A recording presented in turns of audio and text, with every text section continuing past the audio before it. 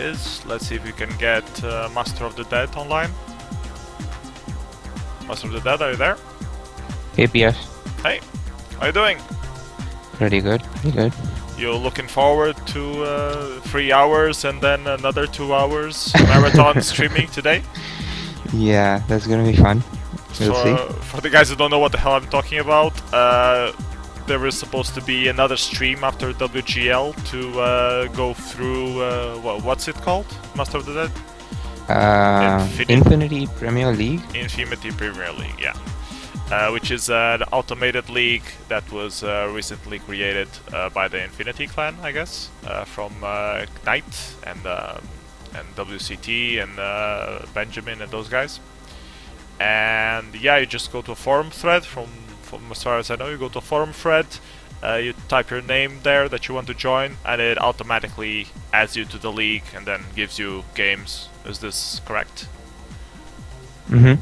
Yep. Okay, so... And it's actually got like a bunch of templates, and a lot of templates actually, with a steep learning curve to enter the league, so... Okay. But it's fun. It's quite different from anything else on WarLight so far. So they will go through that a bit later. For now we will have the regular WGL, and I think we should probably take a look at the example game, just to give a few hints to people on how they're supposed to play it. I don't know if you checked the game. I'm gonna post it to you here, and I'm gonna post it also I haven't to Twitch. actually. Okay, so you can take a look. Didn't you help? Yeah, I did, but it was a different, as in it was a little different. Like it was weighted random for one, and I don't know if he's changed other settings, but yeah, I've played one game on it, and I didn't like the extra armies for territories and weighted random. That combination was a little off because, I mean, you don't make a territory and then you actually fall like maybe 1 or 2 income behind, and that is like that's quite sucky. But he's changed it to straight round, I see. So yeah, this one is 0% straight round. So I think this will be a little bit more deterministic. There are a few bonuses that are not really standard. You have this +1 in Li Baoin, and you have this +2, which should be a +3 and this should be a +2. But Gustav decided to have them like this to, have a little variation to the map, I guess. Nice. And also the 2 bottom territories that are +3 also should probably be +4. But the guys say that they would probably be too strong then, too easy to defend. So yeah, I was just wondering like how the choke points on the map would play out, and it seems like if those are 4 bonuses, then maybe the south is too OP. Yeah. So I don't know. I never actually played a game on this. I only saw this game from Gustav, so it's going to be a learning experience for me as well. I have no clue what the hell I'm supposed to pick. I guess optimal bonuses that you get on first round. The tournament is still 1 space available, so if you just joined, you're just in time to join the tournament. If you haven't joined, you should join now. And yeah, otherwise you still have 14 minutes, and hope that someone will drop off later on. Oh, I see Reza is on. Isn't he supposed to be, or she supposed to be, a really old player? I remember watching like WGL from way back in the day, and like... Yeah, if it's the same Reza that person, from yeah, WG. seems like it. Yeah. Yeah, WG. Maybe. So, welcome back, Reza, from your retirement. Hope you enjoy this week's WGL. I'm checking Skype if I have any more else wanting to join. Miyagi is asking who's talking with me, so I'm your host PS, and I have with me Master of the Dead from the Master. Oh my god, Miyagi still doesn't recognize my voice. I think he's asked this like probably 10 times by now. Miyagi sucks. Yeah, Miyagi sucks. That's actually... Nah, never mind, I shouldn't say anything. I was gonna say that's... Never mind, yeah. Let's not be rude to Miyagi. No, Miyagi's cool. Oh, and Reza just joined the chat, so hello Reza. Anyone else wants to ask anything before we start? Do you want us to take a look at the map? do you have any questions? We can quickly go over the settings. As you can see, it's 4 starting territories of 4 armies each. You have an early income of 4, so the maximum income you can get on first turn will be. Let me do some math. You can get at least 5? 1. You could get a 5 with a quadruple pick. Yeah. Oh boy, the names are gonna be fun to pronounce here. I don't think I'm gonna even try. Jin Bang Gong Dalu. Okay. Yeah, you can get that with a quad pick. Sagang Buxiao Taiwan. Well, yeah, this is in China, so we should get a Chinese-speaking person. Yeah, do we have any... Where's Gui? Yeah, where's Gui when you need him? How do you say it? He's probably asleep, because this is where he's at. This is probably like 2 AM or something like that, or 1 AM. Oh yeah. So yeah. He's actually trying to make a new 3v3 template, because I'm guessing he's frustrated with how much Europe has played. Yeah, everyone is crazy on Europe right now. We have a person on the chat asking what cars there are. We have the usual strategic cars, so reinforcement, order priority, order delay, and blockade. And for the people who have been away for a while, there's new designs on cards, which everyone went like mental about. I can quickly open this for you and go over it if you guys haven't checked it yet.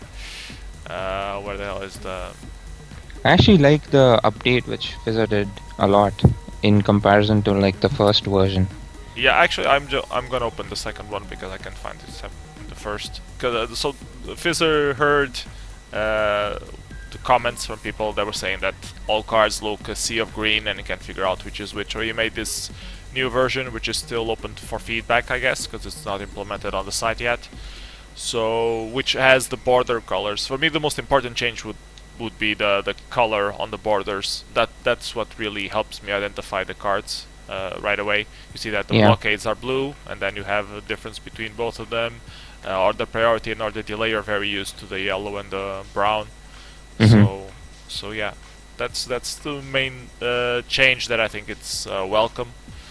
The other stuff, the drawings, it's not really my cup of tea. I would very much have it like more abstract, but well, it's the direction that Fizzer is going, so yeah, whatever rocks their boat. Actually, so there's a funny post. Let's see if I can actually bring it. It was about identify which card is which, and I think Pooh did so let's see if I can find it. His response was really funny. Where's that thread? Oh god, the forums are such a mess. Yeah, you need to use Molly's script and just hide the threads that are useless. I actually made that. I actually have a local version of that. Yeah, but I know what you mean. The hide button. Yep. I still can't find it though. I have too many threads open. Never mind. Okay. It's fine. Well, we have 0 spaces available in the tournament, so if you just joined, you're shit out of luck. You will have to wait for someone to drop off. And in 5 minutes, we are going to start playing and kick some ass. Hopefully. Oh, there's no Master of Disaster. Oh, Latnox is playing. That's nice. Okay, late join. Actually, let's see if he wants to commentate. Let me ask him on Skype.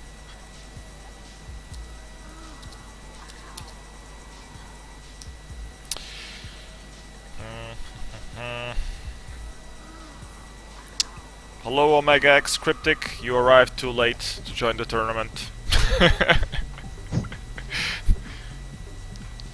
No, it was Fridge that called Latnox to join. And Latnox says he might join us commentating after the first round. Okay. We'll wait and see.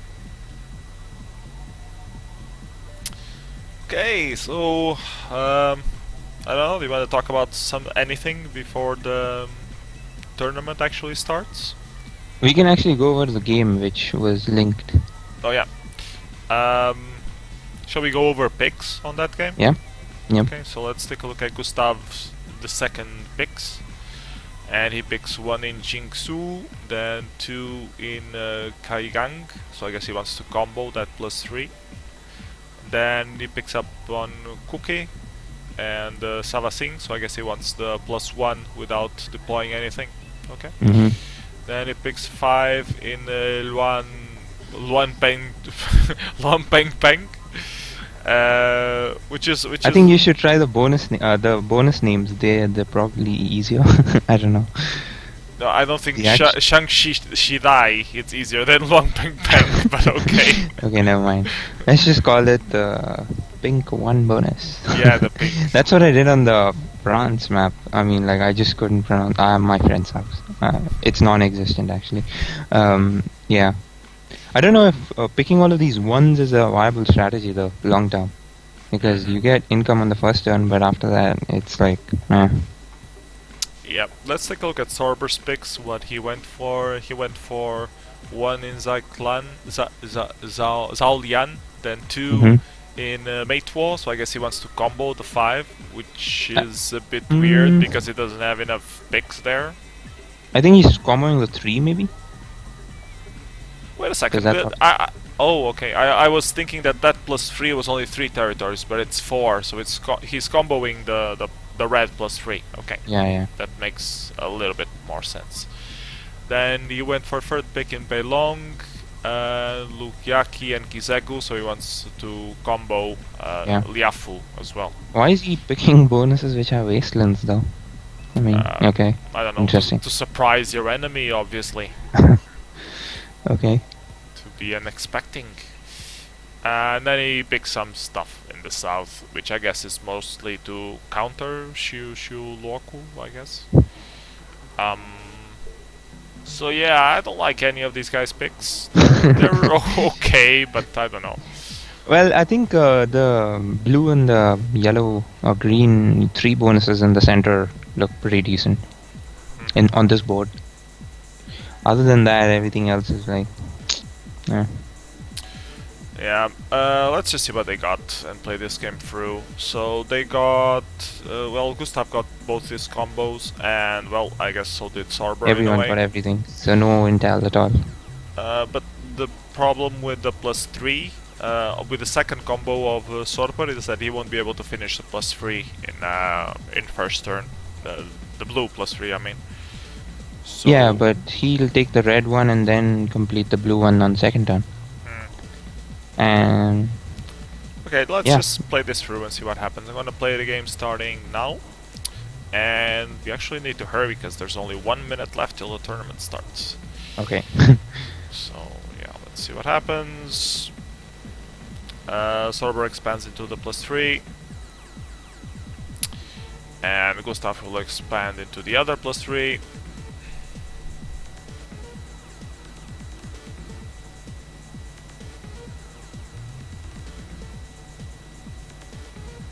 So at least Gustav will have a first turn advantage because he finished both of his combos.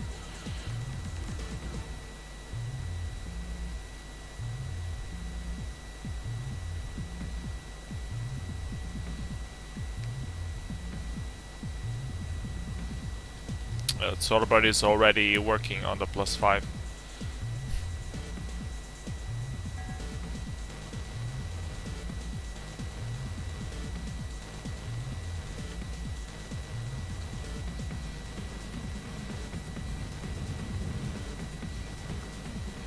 Yeah, Miyagi is complaining about the template. Well, you should have suggested something.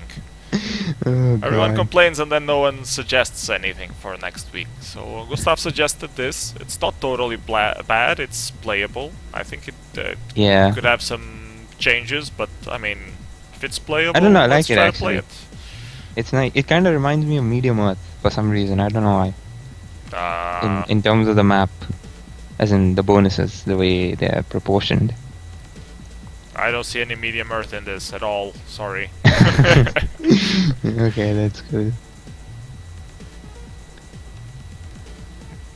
Seems like a lot of people didn't get in. Yeah, well, I started the tournament a little bit earlier today, so maybe that Yeah. might have done something to it. Let's see if the tournament actually started already. No, it's still delayed, so let's keep playing. Well, the alternatives is to start making 64-player tournaments, and I don't think we will be able to I don't know finish if those those. will. So, yeah, you guys have to start arriving earlier. Terminator has just arrived. Hello, Terminator. You're not playing today, I guess? Because the tournament is already filled? Are you sure? Maybe he has an alt in there somewhere. Maybe he has an alt in there somewhere. It's a possibility. And he wants to prove that a Master Turtle or Terminator cannot win?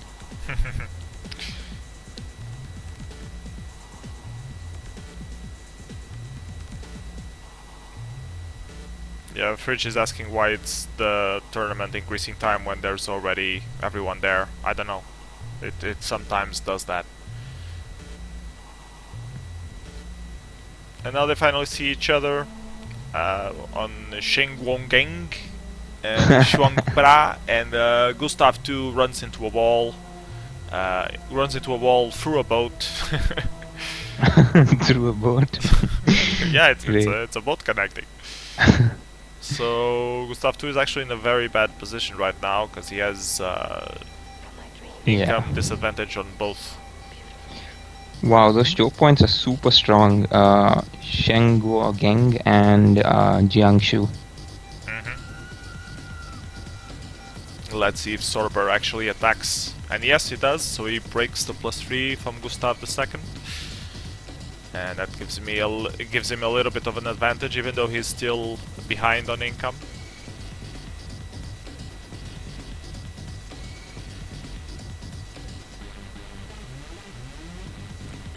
I'm gonna stop the music completely. Okay. Gustav II is still expanding. This is really hard to totally secure your income. Yeah. Because the map is so open that you can just take a stack through it, whether you like. It's kind of nice. I like that. Like it has an open field to it, so. And there are good choke points as well, so.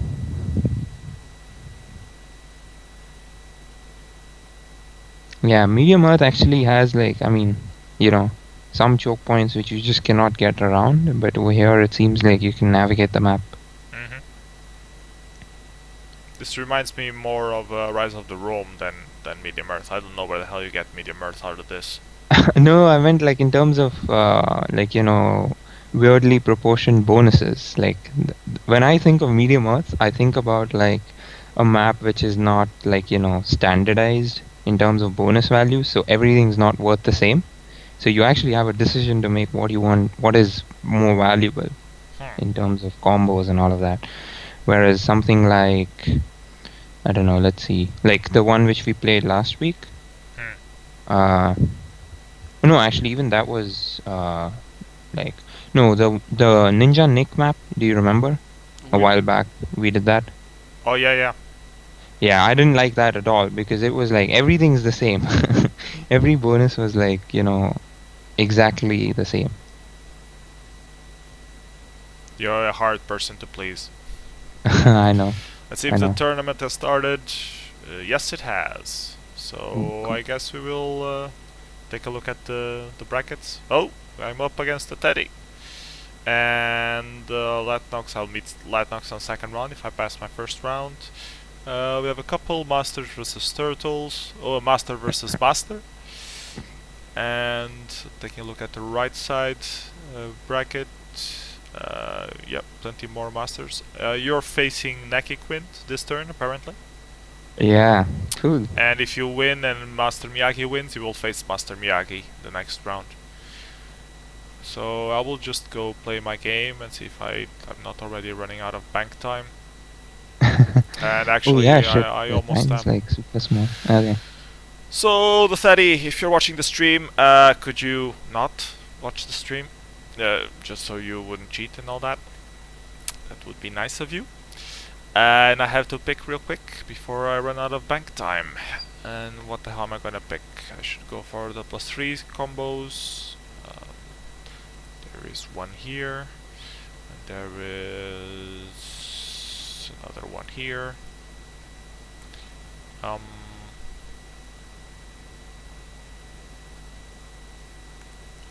Yeah, I guess I'll just go for these two, and don't overthink it. I also like the safety of the +2 on the east. I don't know, on the west. I don't know why. Just because it looks very safe. So yeah, and I should pick my two other picks.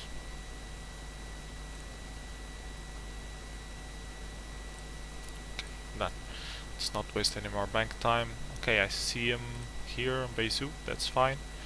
So I will just. Yep, I will work on my other stuff. I will let him, if he wants to try to wipe me out from Dinshi, I'll let him wipe me out, that's fine. I will be expanding on the +5. And I get early income from the +1, so that's okay. Miyagi is trying to save me. He's trying to kick the Teddy out from the chat, saying that he's trying to cheat. I don't think the Teddy would cheat.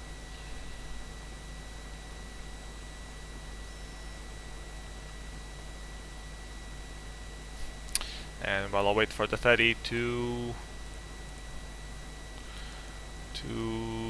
commit, I'm going to actually export the challenge thing.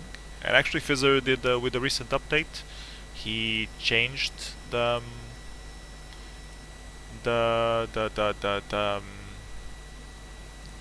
automatic export of challenge to actually be quick advance, which was one thing in challenge that always annoyed me. Whenever you try to do challenge export, it would not do it completely. So that's a good update. Let's test if it actually works. For that I need my API. Yeah, that was another thing that he hasn't yet done that he should do to this damn challenge export, is to automatically save your challenge API key, so you don't have to input it every time you want to export something on challenge. I mean, you're usually the same player. It should also autofill the challenge username, but well, these are small details.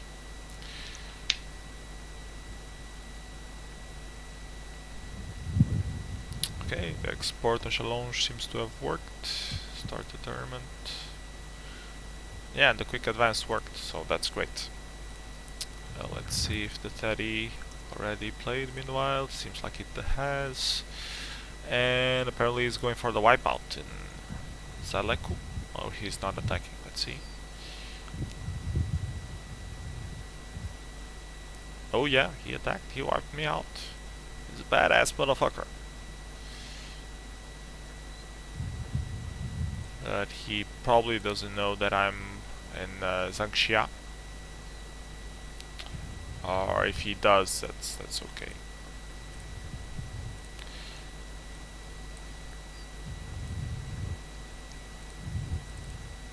This I will delay a little bit. I have last action, and then I'm gonna hit Kaiekan. So what I'm doing here now is making sure that I have a territory just to get a card piece, because card pieces are important. And I'm doing a little delay because I want to get last action in Kaiyang.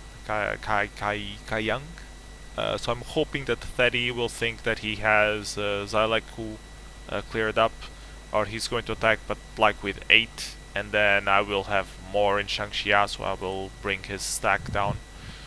Yeah, so that's my plan. Valianti97 is asking for the link, but River60 already gave it to him, so no need for me to do anything. Okay, new turn. Let's see what happens. I get my card piece.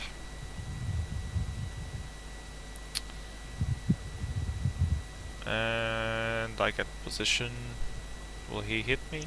No, he double backed apparently. He backtracked into Beizu by some reason.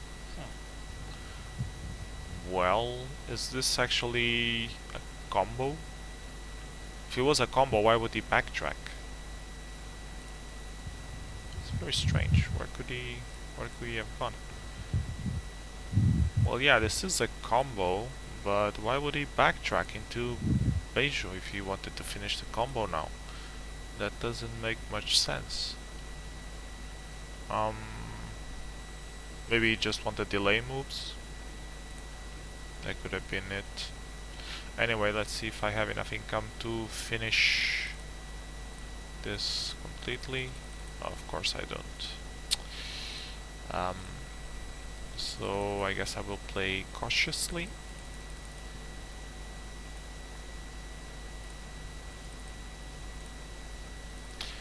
Is this cyclic order or random order? Let's check. Cyclic. Okay.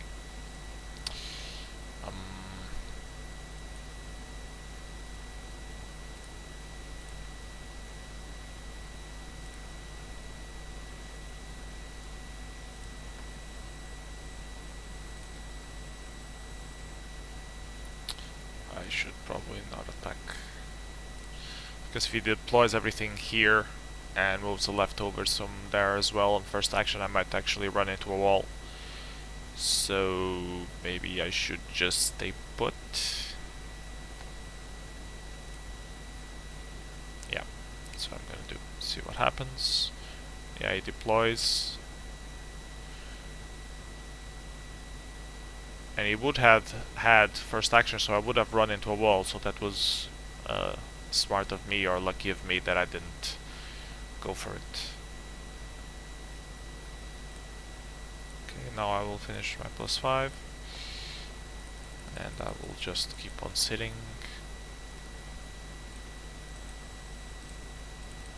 So much. How much income did he deploy? He deployed 7.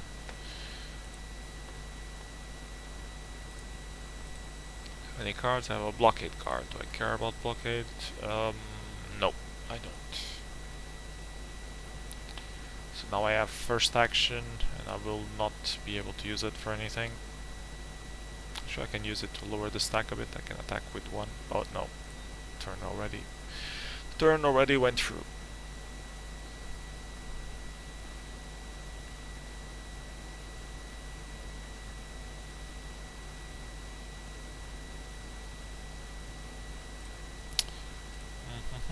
Reinforcements. What the hell am I going to do with this?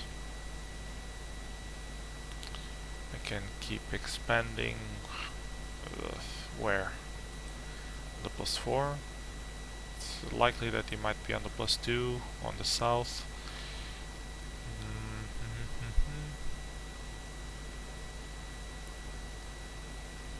+3 is not very optimum.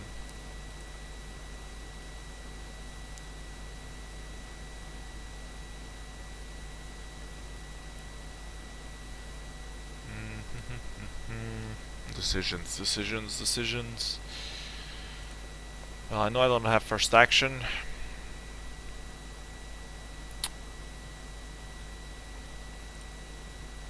But he might not move that stack. So I guess I will try this. I will move this one here. I just want to check actually the +2.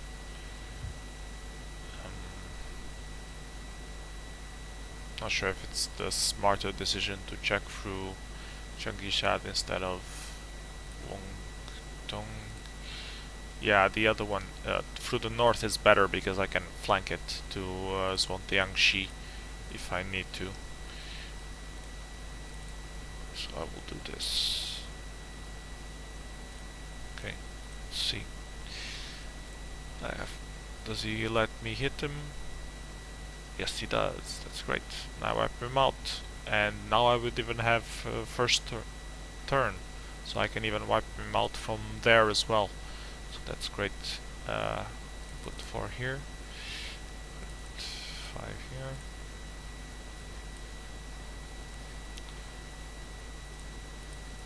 And what what I will do is attack this on first action using my cycle order priority. At the same time, I will also check what's up in Longongkan. Okay.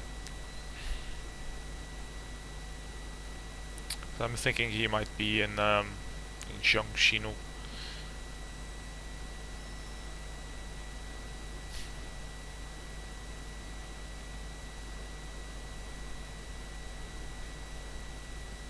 Go next turn.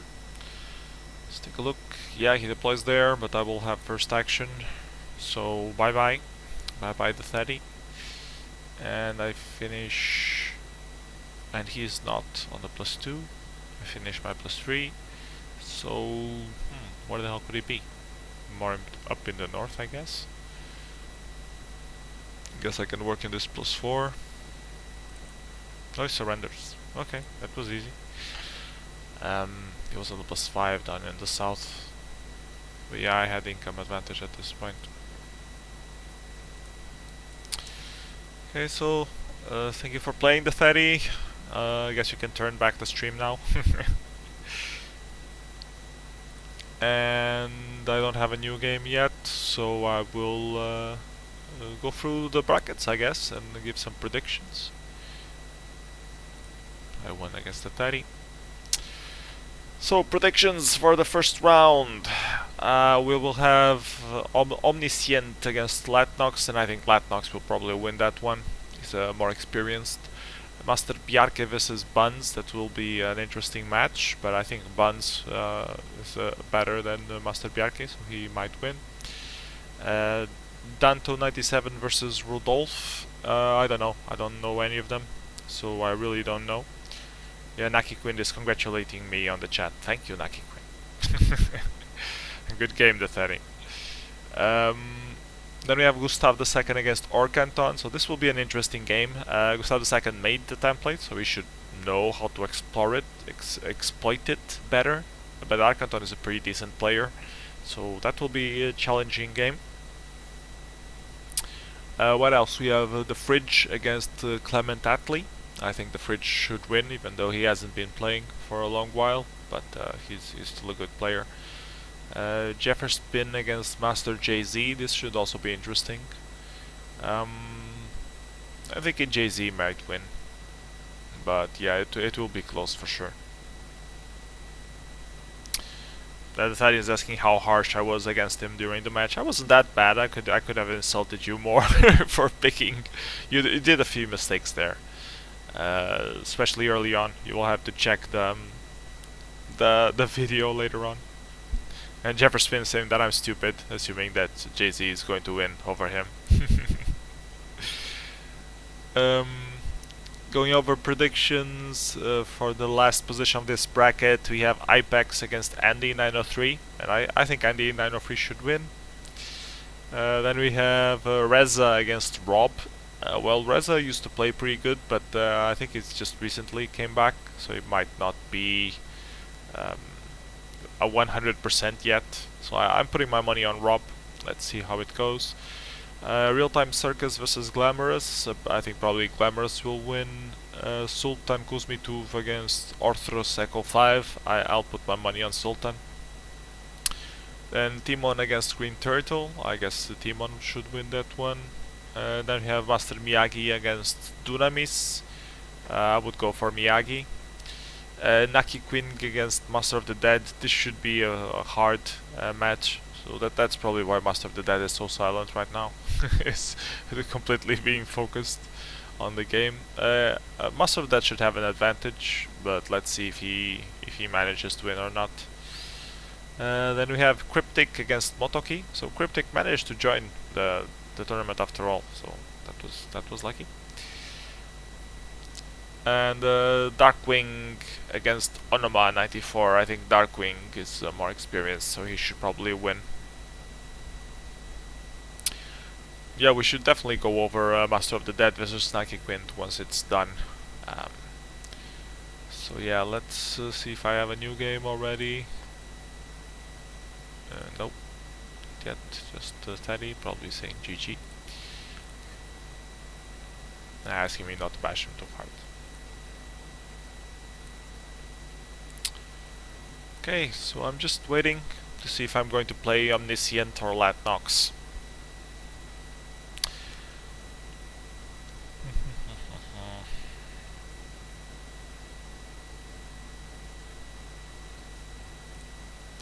See if anyone else wants to join me. No pushover saying that he's too busy. That's a shame. Because now I have no one to talk with. I'm here all alone, just waiting for new games to start. And it's boring and lonely. Even everyone in the chat is busy playing their games.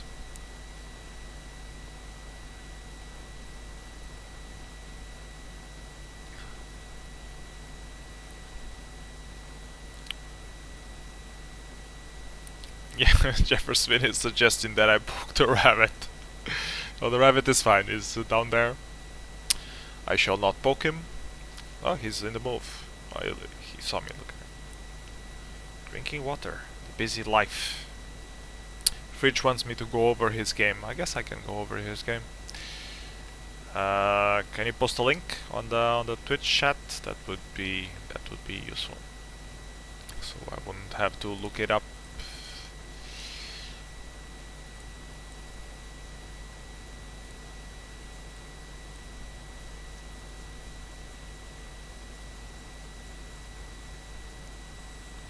No, this is a non-eatable rabbit, so no, I'm not gonna cook him.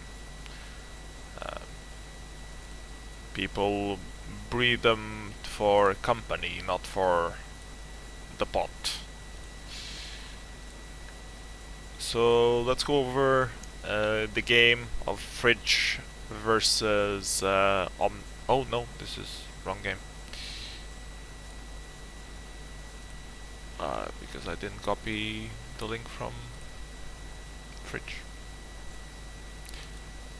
So Fridge posted the right link on the Twitch. I just failed to open the correct link.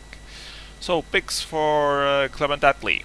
Clement Attlee picked 1 in Ulunusu, 2 in Lumpeng Meg.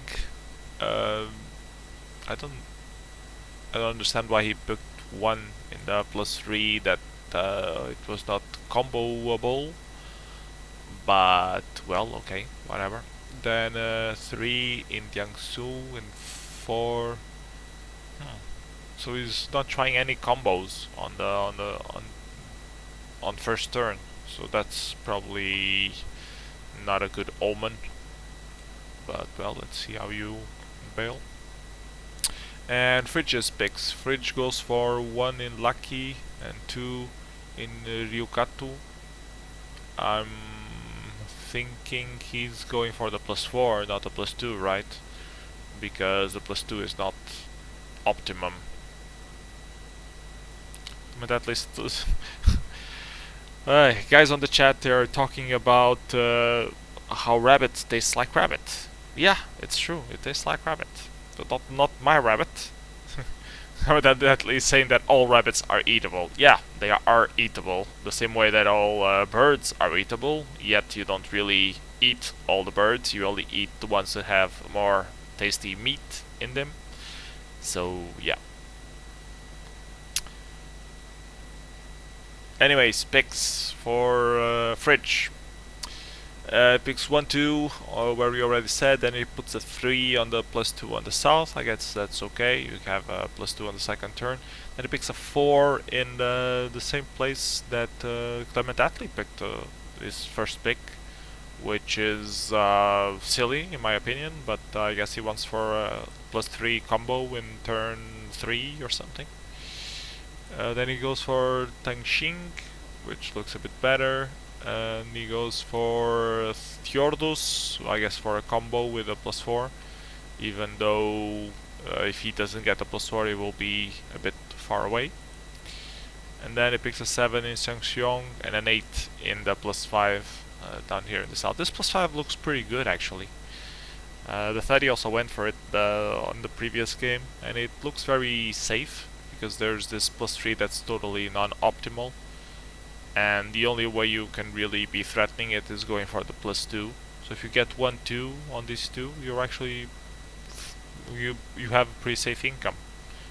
So that I might use that on my next game. Let's see.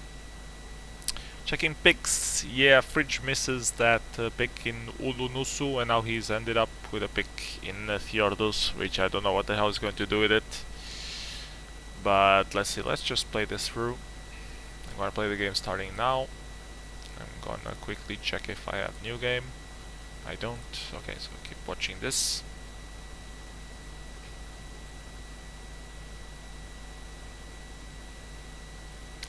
Meanwhile, on the chat, people are talking about cannibalism. Yeah, that sounds great. Yeah, Jefferson's liver should not be very tasty. It has way too much alcohol clearing on it, so.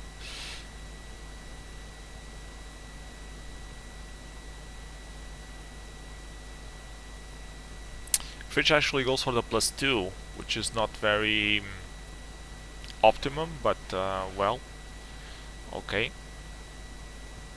And he will finish the +5 this turn.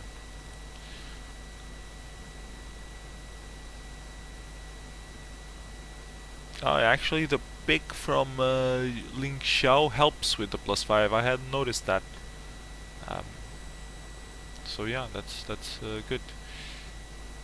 But he knows that the Clement Attlee is in Hulunusu, so he should really go there harder. But he only attacks with 3. So now they see each other. Clement Attlee actually has income advantage, so Fridge will need to defend one of his borders and break something. And from the deployments, it seems that he might be able to do that because, yeah, he's defending his Liu Qi with exactly. Oh no, he attacked. He flanked. So he's probably gonna get broken on a +2.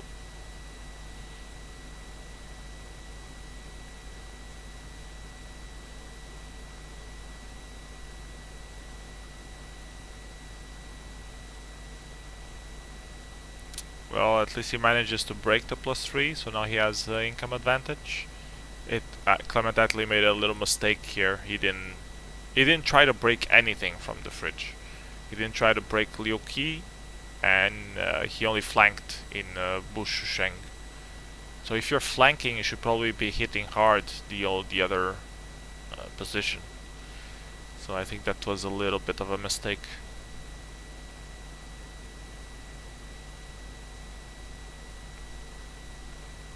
Let's see if I have a game meanwhile. Nope, not yet. And Clement Attlee just surrendered after that. Well, yeah, okay, the win. Fridge had double his income. So, yeah. You should break your enemy's income. That's usually the best way to win, Clement Attlee. So, yeah.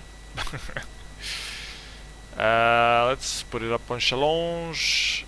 The Fridge moves on, and he will match whoever wins between Gustav II and Arkanton.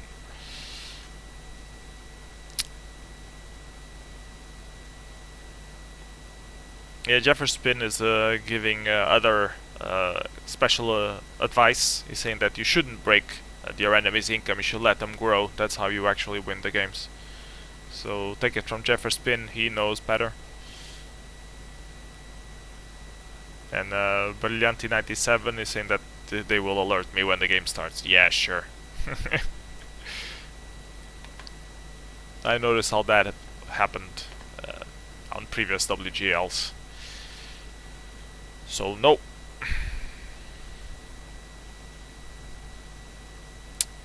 Clement Attlee is saying that he tried to break his income but failed. Yeah.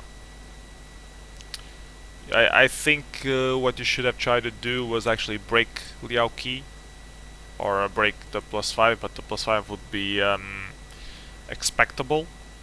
So what you should have done was flank to Bushen first turn, first action, and then hit hard on last action Liu Qi. So you would at least have a chance of breaking the +2. And if you had done that, you would have lost the +3, but he would have broken the +2, so you would have same income. And then when you would have broken the +5 the next turn, um, uh, the trade-off between losing the +3 and losing the +5 would benefit you, so you would have you would be in advantage at that point. That's my analysis. And welcome back, Timinator, who just accidentally closed the stream 20 minutes ago and never realized it until now. See, game? No, no game yet.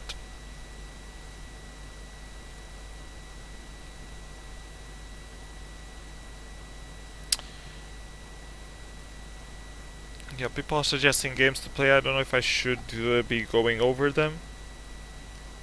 Because my game can start at any moment. So I am a bit reluctant. I guess we can go over Bjarke vs Buns.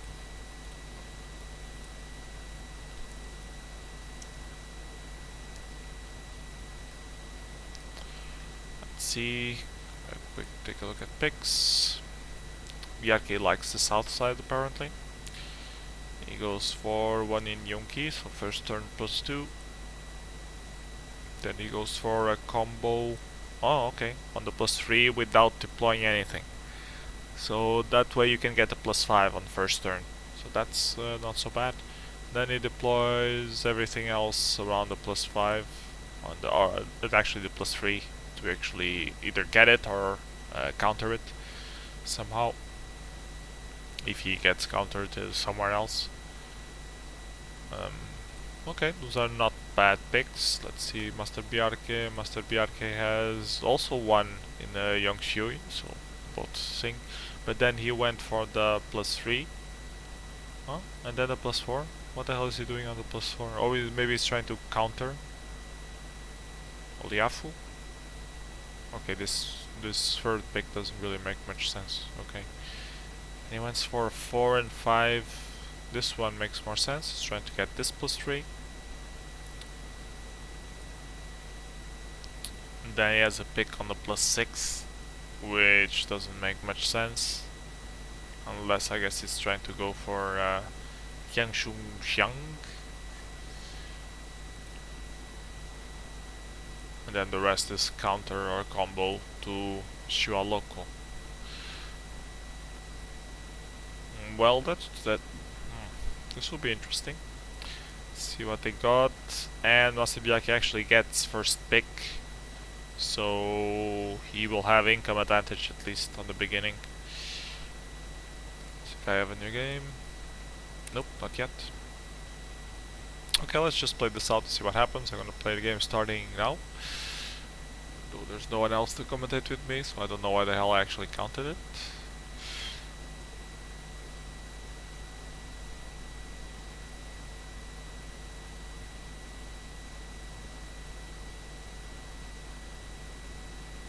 Yeah, Buns will get that +3, while Bjarke will get 5 extra income this turn.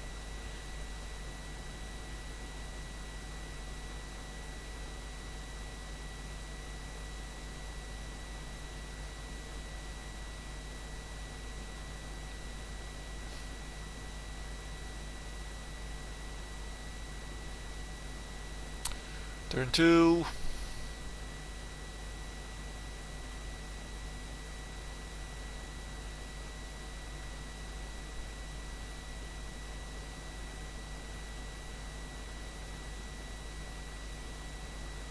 I think Bjarke might be getting a bit greedy, spending in 3 territories at the same time, going for both the +5, the +4, and from having a pick in Daru, I guess he's going for Xiao Yang Yong Yanggu, or maybe he's just going north. Yeah, he's going north. That makes more sense because he knows that someone is probably in Xiao Luokuo, so he has to counter that somehow. I don't think he should have overexpanded in the +4 though.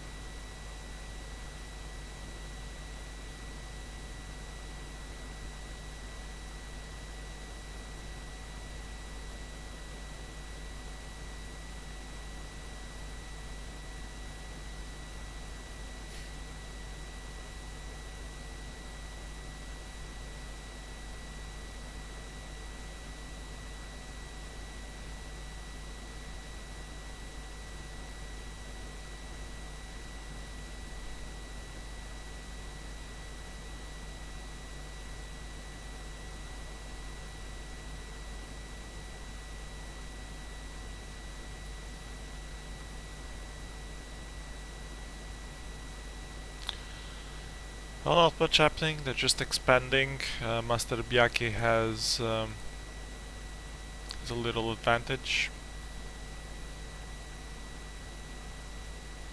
And Buns will finish at +3 this turn and actually be 2 armies ahead.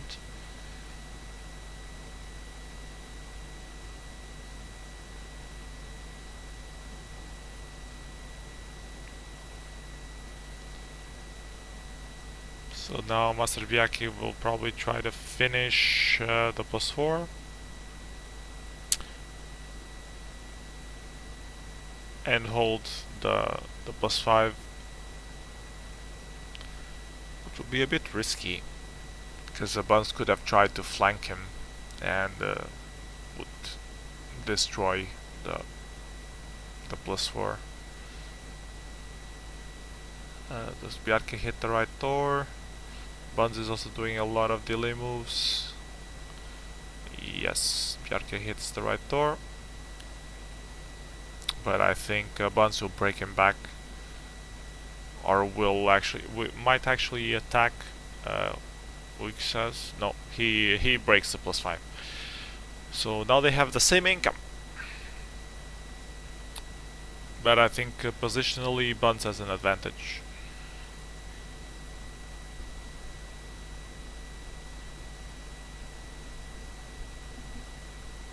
And Buns is also expanding on the +6, which is very safe up north.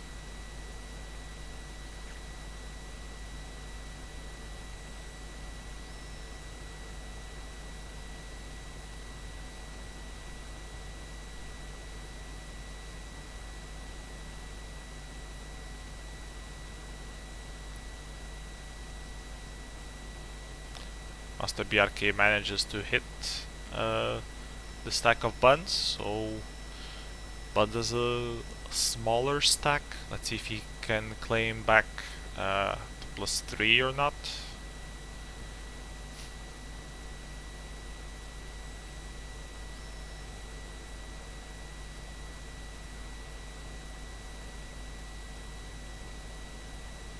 He even tries to break the +4, but no.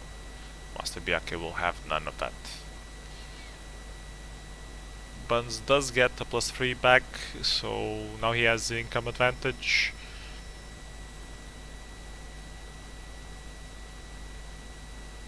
And he will finish the +6 this turn, so I think Buns has this game won at this point.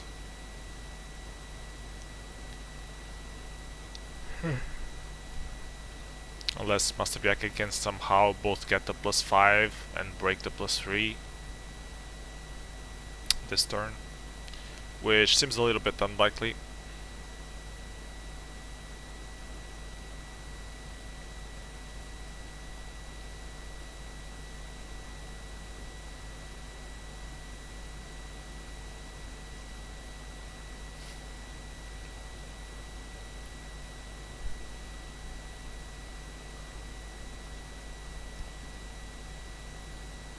Oh, and Buns runs into a wall. And Bjarke actually played the delay card, so he might actually get the +5 and break the +3 back. So let's see if he can do that. He attacks with 3, not enough. Will he attack with stack in Aragan? Yes, he will, so he does get the +5 back. Will he break?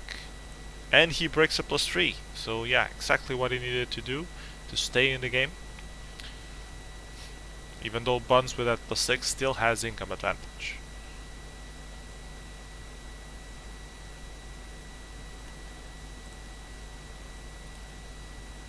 And I still don't have my game, so I don't know what the hell Latnox is doing, but he's sure taking his time to get to the second round.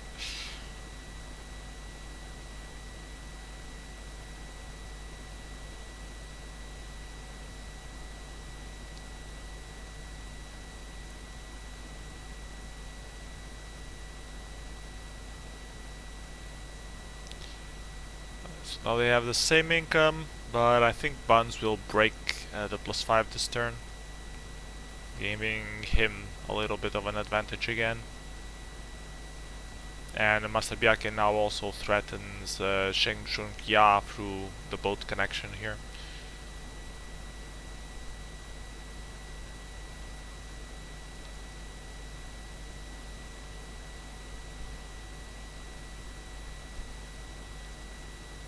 Yep, Buns breaks the +5. Serbiaki plays priority card. Both of them play priority card. But Bjarke just uses it to run into a wall, so yeah, not very useful. And Buns manages to clean out the danger that was threatening to break Xing Wongguang.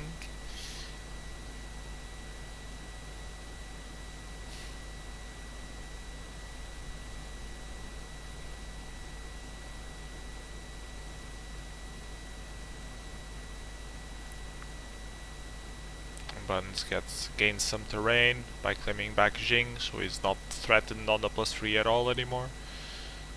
So yeah, now the game seems a lot more in favor of Buns, and Bjarke surrenders. Okay. So congratulations to Buns. Move on to the next round. That was a close game. And I'm still waiting for the result between Omniscient and Latnox to play another game. Oh, it's done. Okay, now we can play. Oh, thank you, Brillante97, for letting me know that my game was played. It's against Latnox. What a surprise. What can I do?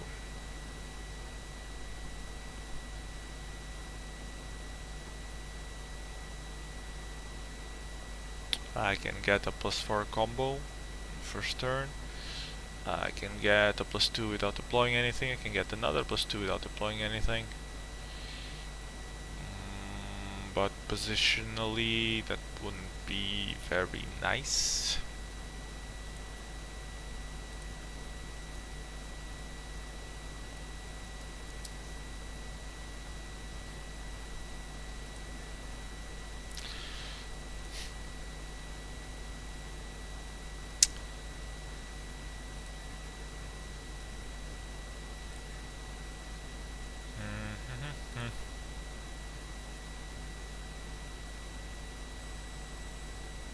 I do like the combo in the south more because it's more safe.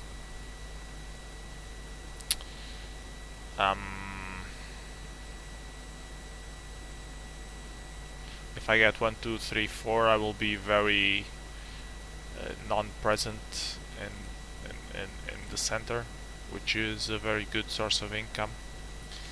So I don't know really. I don't know what I should do. I don't know what I should pick. This +3 combo is also looking pretty good. And it would also counter the +4 at the same time. So I might actually do that. 1, 2. And then 3, 4 around the other +2s.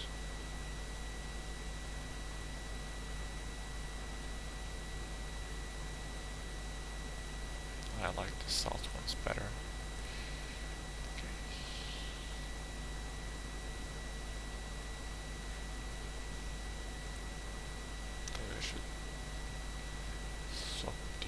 No, not that way. This way. So this one has priority. This one has priority, and I will try to go for this as well. If I don't, then I want a combo with a 5, or I want a combo. This +3. No, I don't want that. I want.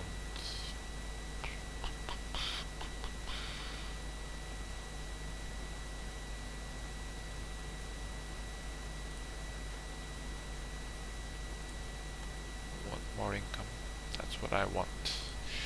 Okay, let's go for this. See what happens.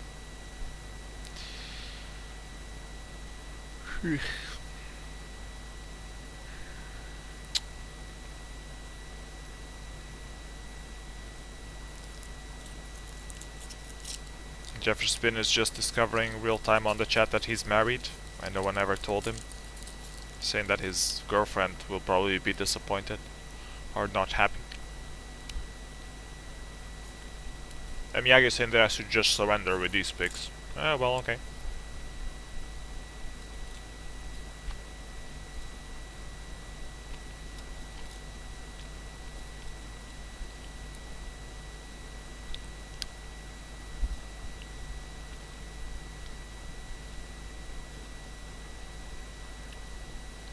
One thing I learned from playing WGL is don't listen to what other people advise.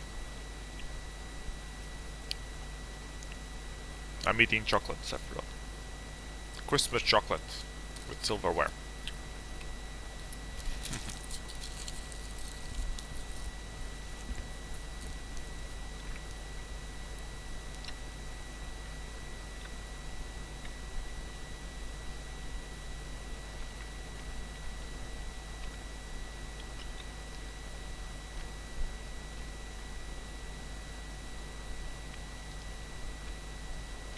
And I'm just waiting for Latnox to get booted. It's already losing back time. Oh, he committed. Okay, I know he's in Lingshao.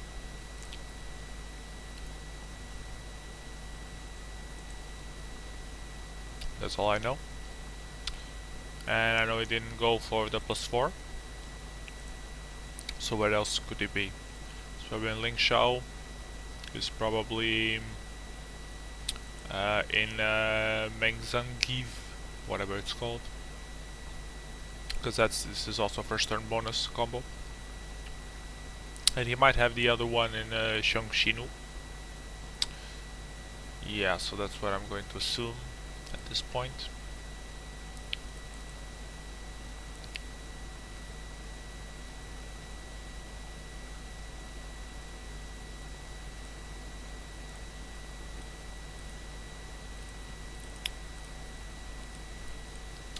So on this turn he can have he can only have +3 if he's indeed on these 4 picks that I assumed he will be, which is good for me because it will give me a small advantage.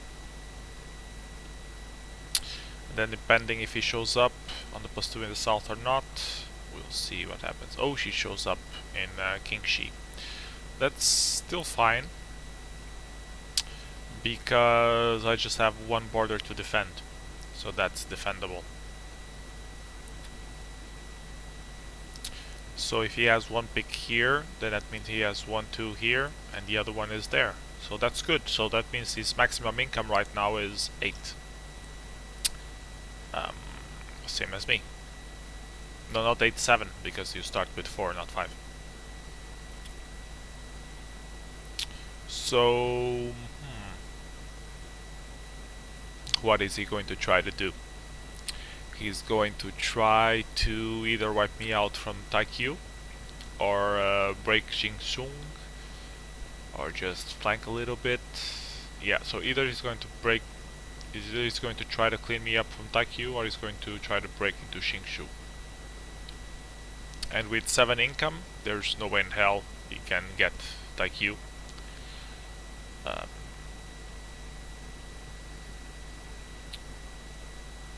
As long as I don't attack, I'm good.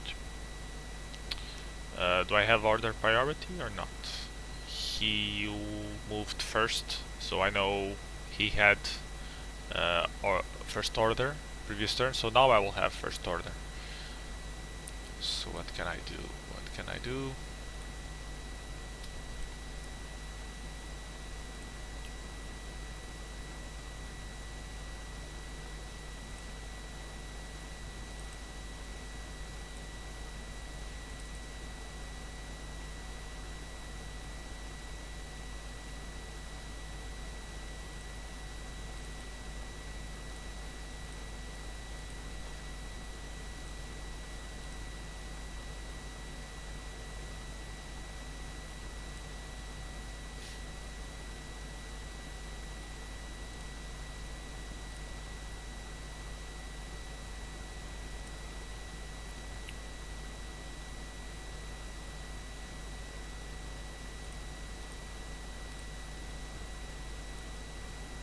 Yeah, I'm gonna delay a lot and try to hit him in Jiangxi. So either he flanks to Dingxiu, or he's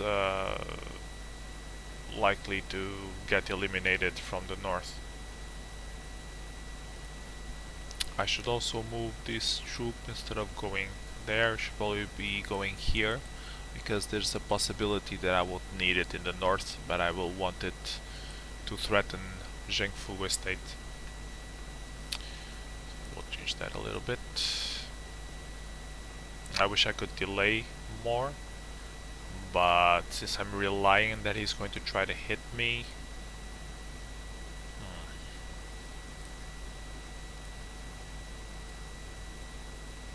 I can delay more. Do this and this.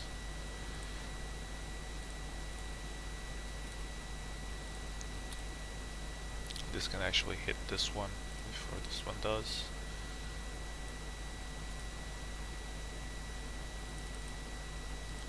So one delay there, one delay there. This one can be a bit higher.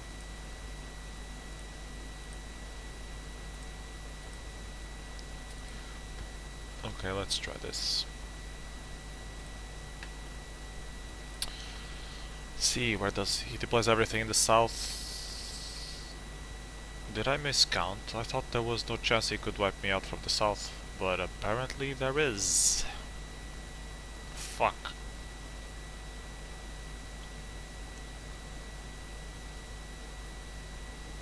Yeah, I didn't count properly. Well, that was stupid of me. And now he has first order. So it's just going to deploy everything there.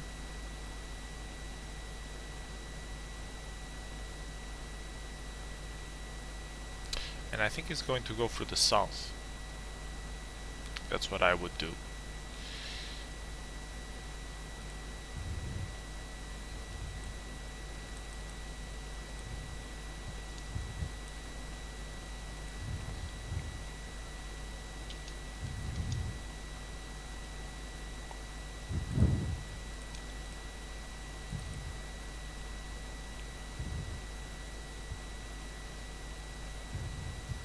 Oh, but he can't.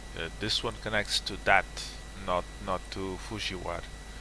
So, what the hell is he going to do with Fujiwara? APS, I'm back. Hey, Master the Dead. I'm currently playing against Latnox. Oh, cool. I just made a mistake in the south, which will give him income advantage next turn.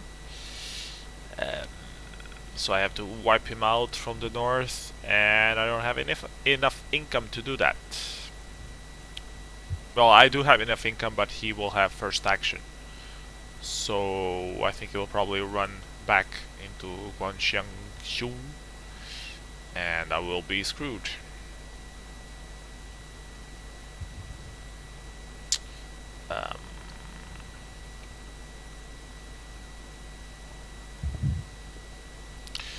Maybe I should be going for shitloads of income.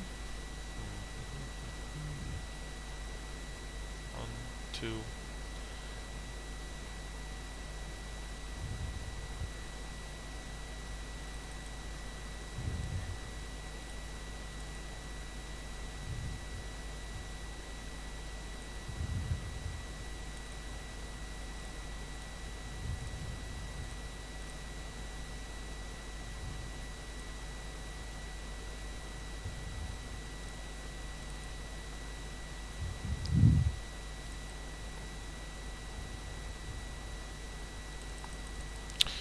Yeah, I'm gonna go for income.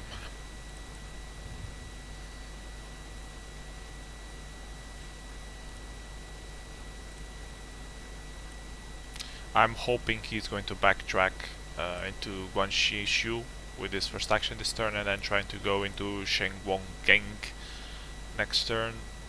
And I'll have a small stack to defend here by then, and finish both this +2 and +3 by then.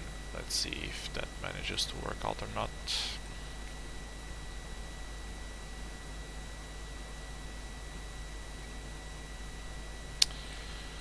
See what he does. He deploys 3. Yeah, and he attacks, so exactly. So I predict him correctly. He's going to try to flank me through the south. And that's fine.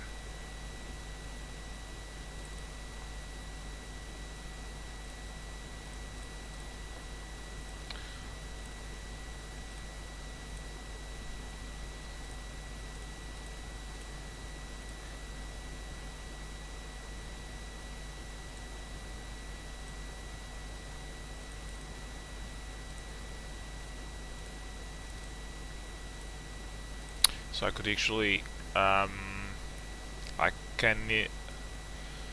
could either finish both areas or predict that he's going to Sheng Zhuanggang and hit him hard there. But I think he might actually backtrack because I think it's predictable that he's going through Sheng Guanggang. So I'm gonna go for income. Yeah, I'm gonna go for income. Why do you have 5 in that 3 bonus? Because he's going to go into Sheng Guanggang and then threaten Shuangpra. That's what I'm predicting. But since he saw that I only attacked Fujiware with 2, he might actually backtrack. So I don't know. Either way, I need more income. Why don't you take that territory? Sheng Guangkang, because if he goes south, he will go south with a big stack, and with just 5, it's too little to threaten him. And if he doesn't go into Sheng Guangkang but backtracks into Fujiware, then I have my stack in a place which cannot defend King Shi. Yeah, that would suck. So yeah. So I haven't been following this game. What's his income, roughly? He has the +3 and he has the +2, so 4, 3, 7, 9. He has 9. Yeah, I think I'm going through this. Let's see what happens. He deploys 7, only 7. So what's he doing with the rest? Is he either expanding in the +4 or expanding on the other +4?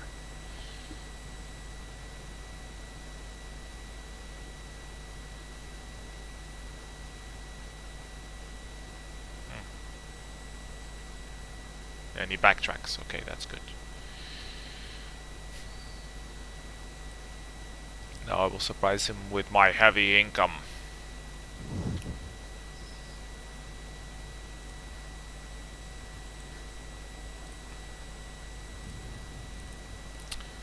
Oh shit, loads of delay moves.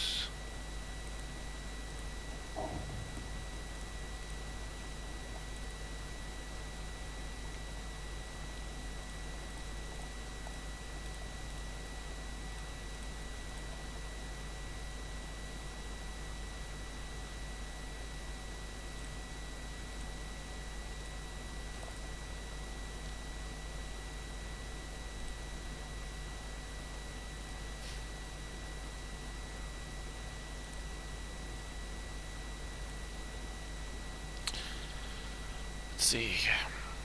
Oh, he comes from the south.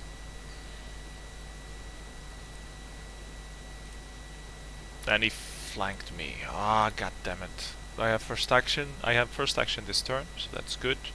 So I can either I will use it to get rid of Ryutsu, and yeah, and I will use the rest of my deployments in the south.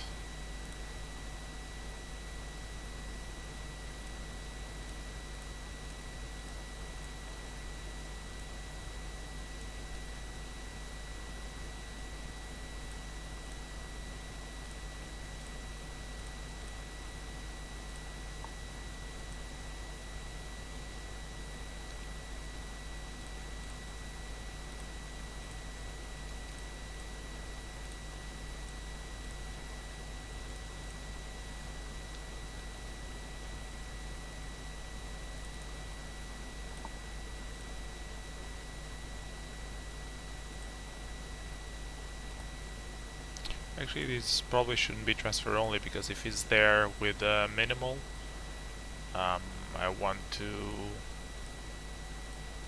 get rid of him there, because he might put like a big stack here, and then I will just either run into a wall or not be able to clean him up completely, and he might distribute his income to King Shi and Ding Zhu and attack both of them. So I want to clean up Ding Shu. So if he only has like attacks with 2 or 3, then I might be able to clean him out if I attack with 1 and then 2.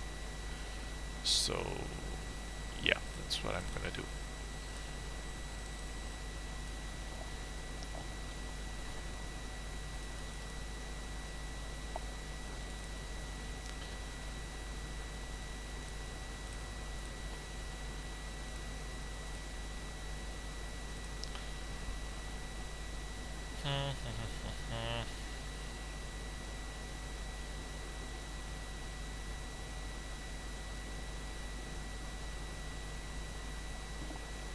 Yeah, I made a crucial mistake down in the south.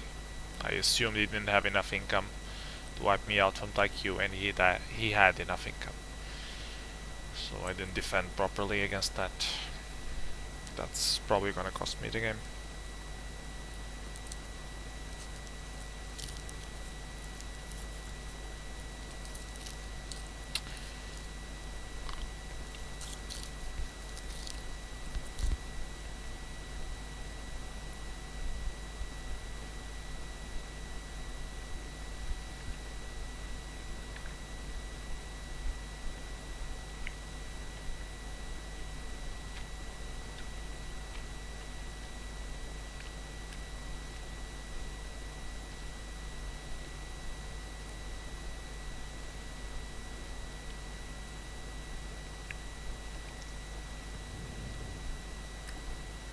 So people in the chat are asking how often they happen, these tournaments.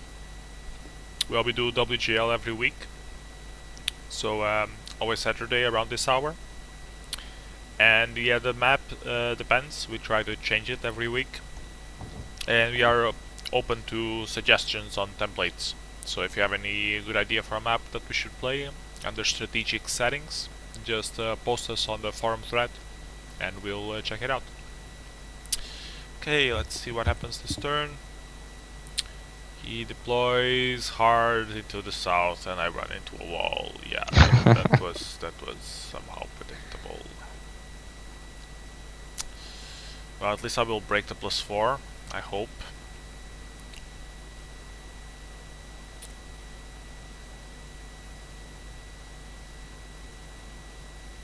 Is there a delay card already? Oh no, he just has a shitload of delays. Okay, that's fine. Oh, don't tell me he's gonna get... Oh, he's gonna get a +4. Fuck. No, he only attacked with 2. Okay, that's fine. That's good. Okay. I broke his +4. So right now he has 3 and 2. And I have a 3, a 2 and a 1. So I'm 1 income ahead.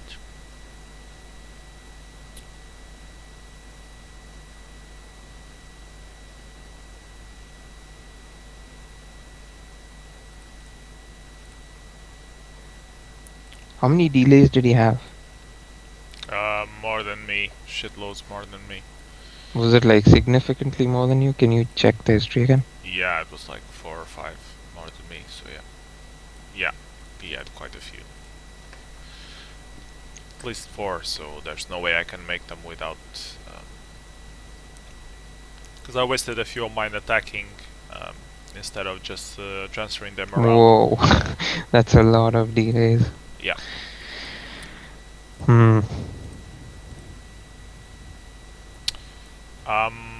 I'm gonna hope that he has with his... Actually, I can count how much is actually has. He has 4 and 2, 6, 6 and 3, 9. I'm hoping he hasn't finished the +4. So 9 and 9 is 18. 18 doesn't beat 14, so that's good. I think what he might try to do is get the +4 behind me. So how much does 18 take? Let's simulate 11. that real quick. 11. 11. Okay, I'm just double checking. You don't trust me? Ouch. Nothing personal. Yeah, I don't know. I know all those numbers up to I think about 17. I mean like 17 defenders. Actually, yeah. After that it's like I have a vague idea, but I'm not entirely certain. Okay, so I'm gonna make sure he doesn't break my +3, and I'm gonna make sure, or at least deploy 2 to help make sure that he doesn't get Yangshi either. And yeah, let's just see how this goes. I think you need to spread though. Stacking up will probably not be a good idea because he'll out income you. Because he's gonna take all of those territories.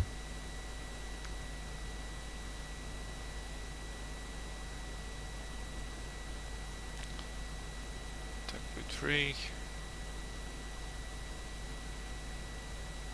Yeah, fuck. He's going to take it.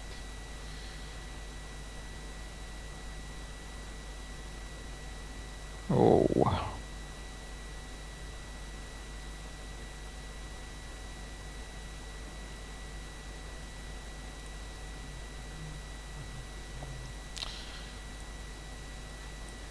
Well, I have... fuck. I have first order, but I also have to defend Zyleku, so I think the game is done actually. Crap.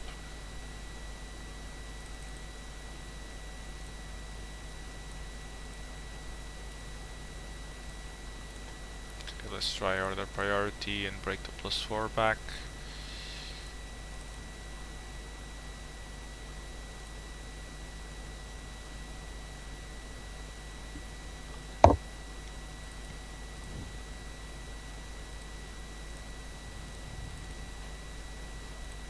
Actually, attack with 13 maybe. Although I don't think it'll work. I think the game is dead either way. Yeah, he's just going to deploy a lot on the +4 and that's it.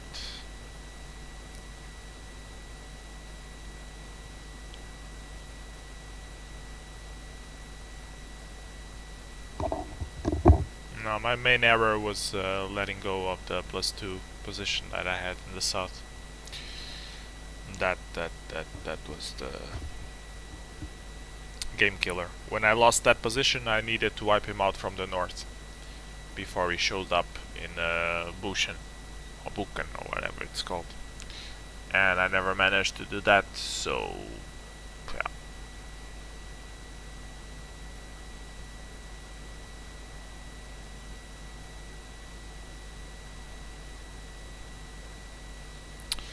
Yeah, your turn, let's just see, but I don't think I have a chance anymore. Well, at least he's not deploying there. Will he attack it afterwards? Nope, okay.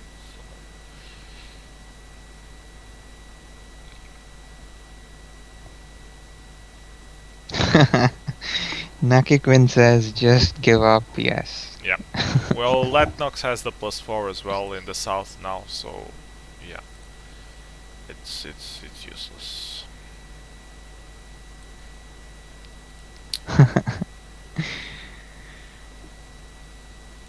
Yeah, I surrender.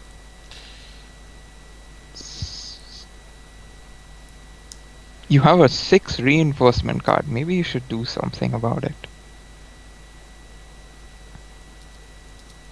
22, oh my god.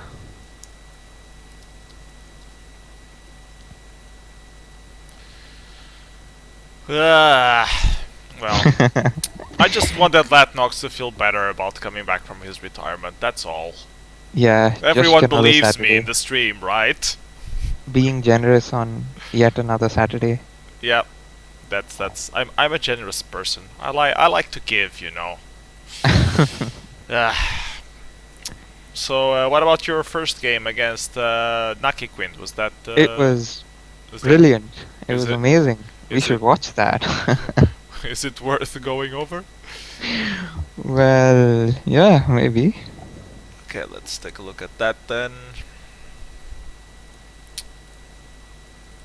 I'm loading it up, and for the guys following on Twitch, I'm gonna post it there as well. It's this one. Terminator saying that I suck. Thank you for the vote of confidence. And yeah, Clement Atlas saying that I should have taken his advice and let my rabbit play for me. Yeah, that might have been Wow. better. People are so mean to you. Yeah, you host a stream for months on end, and this is the repay that I get. I lose one single game. I make one mistake, and everyone's like, "You suck." Anyways, picks for Master of the Dead. Do you want to go over them? Yeah, the 2 bonus, OP, FTP, I think, no, actually, Nakikman didn't pick it. He's a noob. Screw him anyway. I'm going over your picks first. Yeah, so I picked the 2 bonus because it's an FTP. So I was like, hey, let's get income.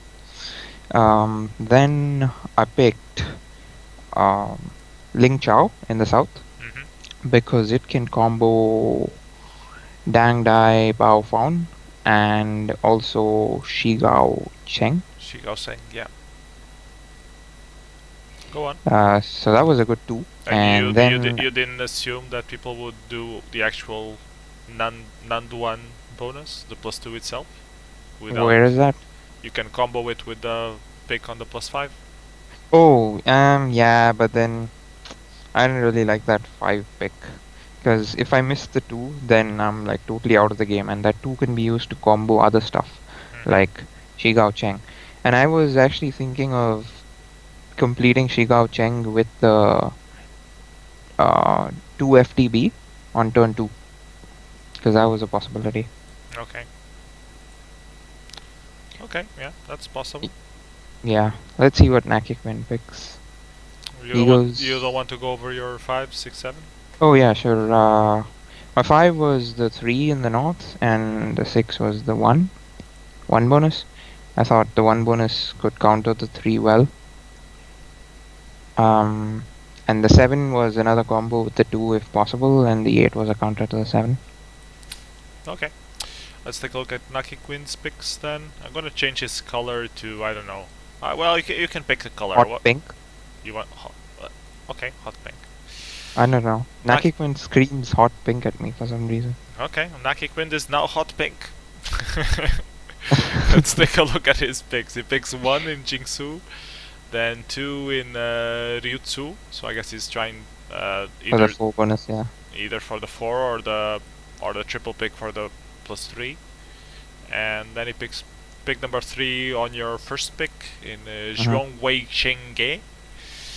Then pick number 4 in the +4 in the south. I guess as a counter to the +2 somehow. And then he went for the +2 itself, Ling Xiao, and actually the 6th pick is up in the north, but the 7th pick is on the +5. So maybe he could be going for the combo on the +4 as well. Yeah, but it's super late. I doubt he gets 4, 5, and 7. Actually, you can't get 4, 5, and 7. Can you? Yeah, you can. Yes. You can. But it's very unlikely. You have to miss your 2 and 3 and your 6. I like your picks better. I don't know what Naki Quinn was doing. I don't know if he wants to say anything on the chat, like explain his reasoning. But yeah, let's just see what we got. And yeah, you got your pick number 1 at least, and your pick number 2 as well. Not 1, so you can do the combo for Shi Guo Sheng. And Naki Quinn has the +1 up in the north. Do you have intel on that? No. Okay. I was actually thinking of blind countering it, but then I was like, whatever. Let's not do that. Okay. Well, I think you have an advantage at this point. Yeah. Yeah, I like my picks here. Okay. Let's start playing this game. I'm gonna play the game starting now. So Naki Quinn seems to be going for the +4 hard, actually. And you are going for the +5 with the first turn bonus on the +2. So you do seem with quite a better advantage at this point.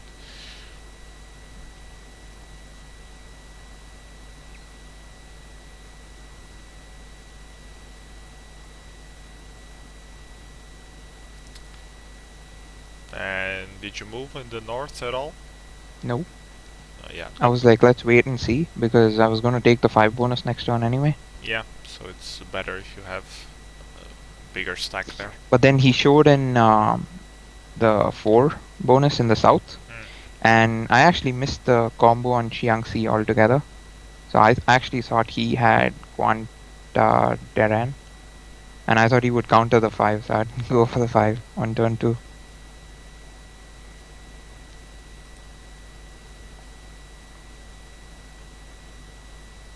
Yeah, I think you should have gone for the 5 anyways. Yeah, yeah, that was. I just overlooked the 4 bonus altogether. So I was certain he had the 3 bonus on turn 2 and he would counter it.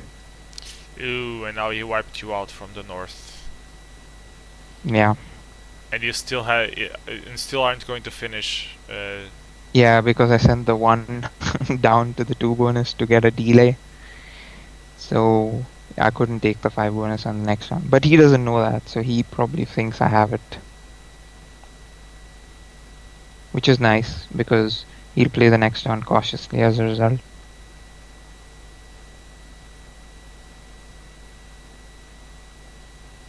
Yeah, but in terms of armies, he has a big army advantage. Yeah. So he will have more armies on the board or on the map.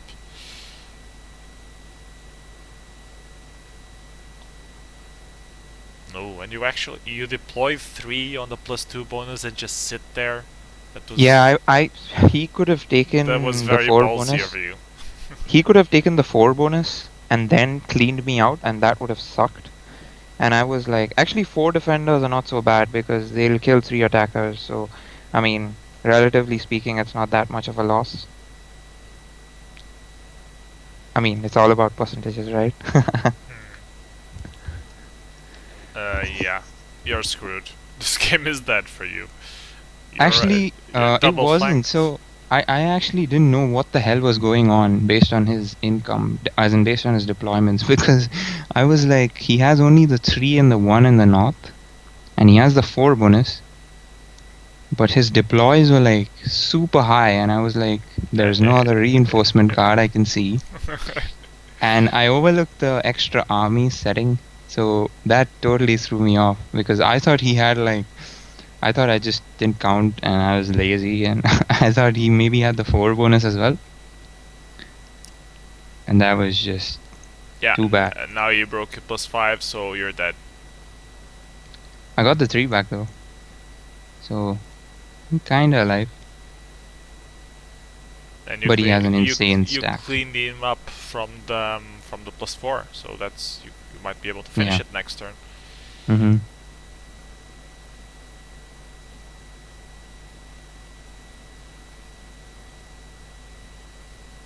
He's doing delay moves.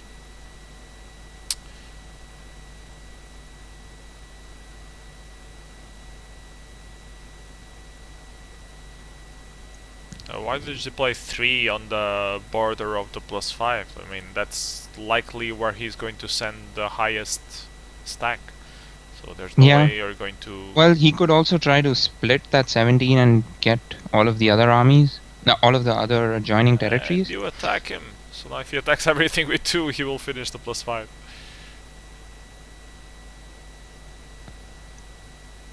Yeah, I actually should have used the delay card. Yeah, I didn't do that. That was bad. Yeah, now he's spreading out. And he's gonna break your +3 as well if he attacks it. Well, you're lucky you didn't have enough income to on the stack to get Haranang, which was the most important territory. Yeah. I would have attacked that first if I was him. Yeah. Especially before Theodor's, which he attacked with 6. That was probably too much. And this is when I found out that there's extra armies per territory at this turn.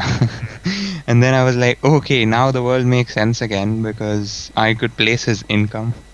But it was probably too late because he had too many territories and too many stacks floating around.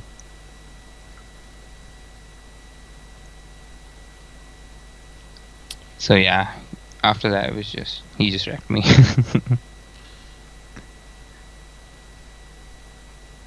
Yep, you are way below on income.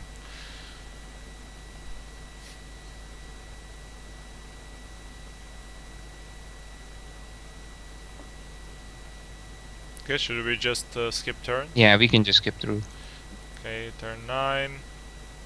Actually, you recover a little bit, but then he breaks you the +4 in the south again.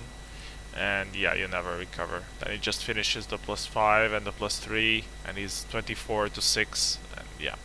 Yeah, that last turn was horrible. So congratulations to Nakiquind. Moving on to the next round. Turtles beat Masters again. And again. I mean, it's a recurring feature on the WGL. You know, No. Masters always lose. Everyone Are you knows sure? that. Are you sure? What? No one told you? No. That wasn't part of the script. Okay, let's go over the results from the first round.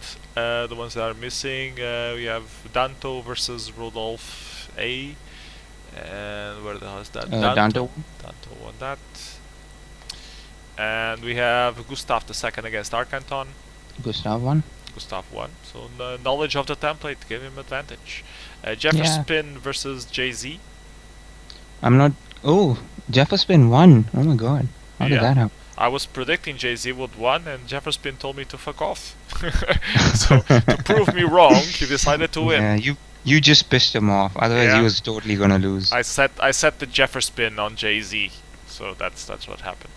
Hypex versus Andy. Andy won. Andy won. Reza against Rob. Where is that? So the other. Oh, Reza won. Reza won. Isn't that Rube? Yeah, I guess. Real-time Circus against Glamorous. Glamorous. Glamorous won. Sultan versus Arthus. Sultan. Sultan. Timon versus Green Turtle. Timon. Timon won. What about Master Miyagi versus Dunamis? Miyagi. Miyagi got lucky. What about Cryptic versus Motoki? Cryptic.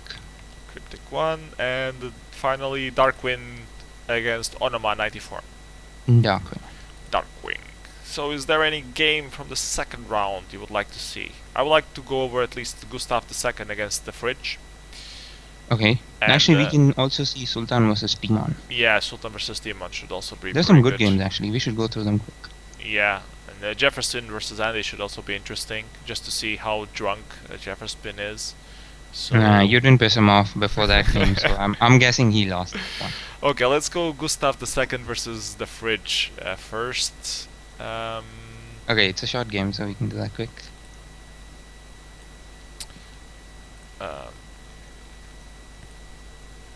Actually, let me check on Skype if Malamute is available to actually commentate.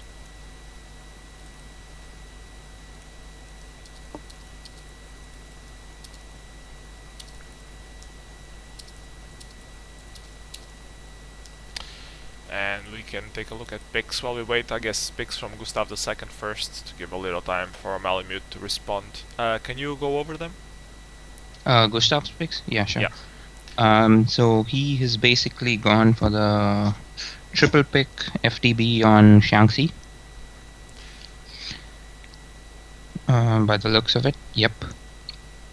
And it's interesting because 1 and 3 both are like in the good 3 bonuses, which have great territory to income ratio. So if he gets his picks, that could be actually pretty advantageous. I would have probably picked Jingsu as a 1 over Dingzi. Yeah, it has. I like Jingsu more. Yeah, it has more positional advantage. Yeah, and then he goes for the 4 and 5 on the 1 bonus, which is weird because that 1 bonus is like 1 income for 3 territories, and there are like there's Jiang Shidai or Sheng Ying. Where's that? You have to point out. So it's the pink 1 bonus in the west and the yellow 1 bonus in the northwest. Both of them are much better from an income to territory. But I guess you also wanted to get the +3 in the Xian, +3 in Mengzhangji the next turn, or something like that. So he's thinking expansion. Yeah, but I still wouldn't pick 5 though. I mean, like 4 is fine, but 5 is a bit off, in my opinion. Okay, let's take a look at Fridge's picks. Fridge, I was asking him on Skype if he wanted to join us, but unfortunately he can't join us to commentate now. So we'll just talk shit about his picks. Like his pick number 1 is horrible in the +5 in Keshin. Oh god, yeah. What the hell were you thinking? Is pick And number he'll 2. totally get wrecked by the stupid 1 bonus pick. Yeah, because it's Oh my god. he seems to be going for the bad. combo in the +5. Yeah. For 2 turns. So actually, yeah. And that pick. A bad pick actually turns out really well for. Is that pick actually like number? It's the 5th pick, so maybe he will not get it. Yeah. Yeah.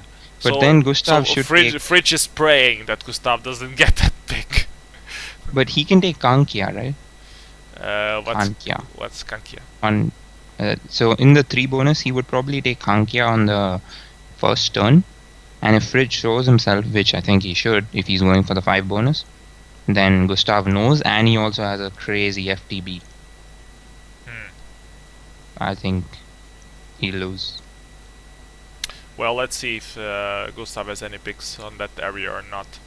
Meanwhile, the rest of picks from Fridge, he goes for 3 and 4. The 3 is actually in the west, which also is not very good.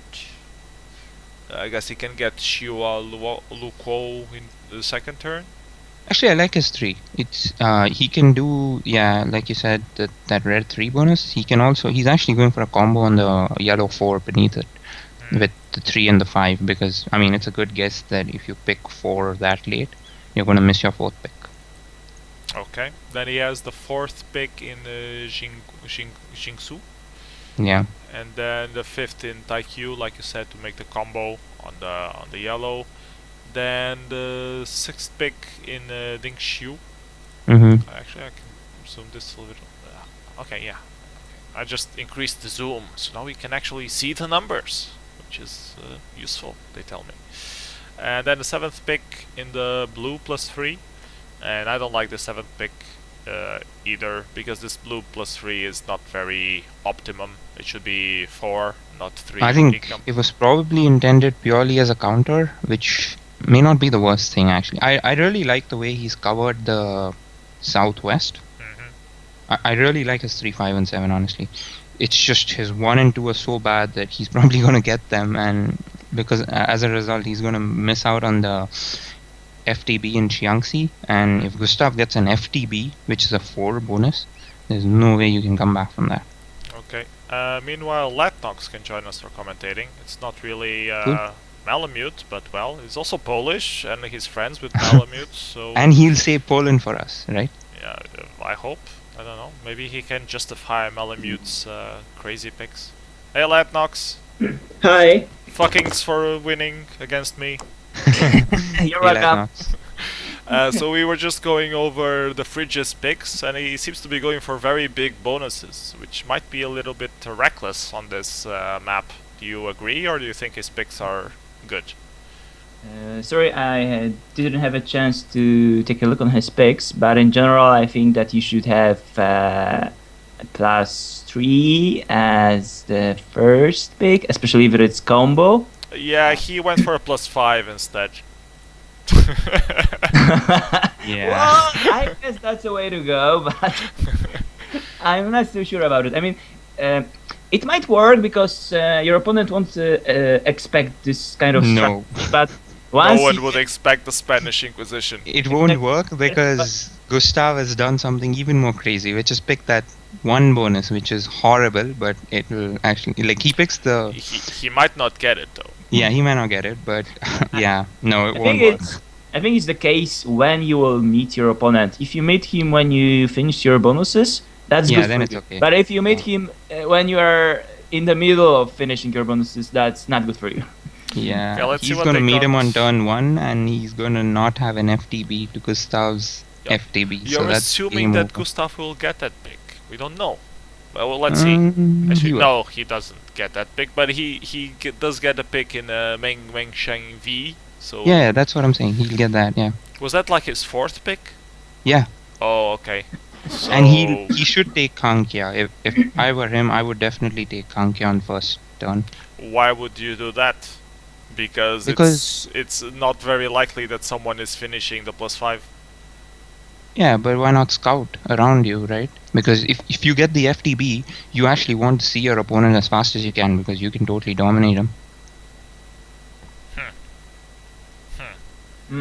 Yeah, I Well, agree. well, well, Because well, yeah, that's the only FTB on the map. So, and he's got it. So, Fridge is definitely at a disadvantage, right? expansion-wise, it makes more sense to get the inner territory first, so that when you finally finish the territory, it's already on the outskirts, and you can expand forward into whatever other territory you want to expand into. Yeah. I buy that. But when you get an FTB and you know your opponent doesn't have one, you want to see them like pronto. You don't really want to like sit around and. Yeah, well, okay. Obviously, you want to, but I don't think that's what's going to happen. But anyways, let's play this out and see what happens. I'm gonna press play starting now. So, yeah, so one of you has sounds on. Sorry, that's me. You noob. Well, I at this point I think that the Fridge has a great disadvantage because, yeah, and he started from the worst possible bonus and the blue +5. I mean, it's not bad itself, but it's positionally bad because of Gustav in Mengjiang G. And that red +3 is very good, though. If you see positional, it counters the what's on the other side of the river very well, because he has both attack possibilities to Shuang Bra and Guanxing Shu, which is where Gustav is. So positional is very good, but if he doesn't have the income to back it up, it's not gonna be very good for him. Yeah, I mean, Fridge is apparently going to finish +5 now. Yeah, and Gustav did the thing that I was doing. He was going for the inside first, and only now he's going into Kankia, and he will see the double border there. Yeah. Yeah.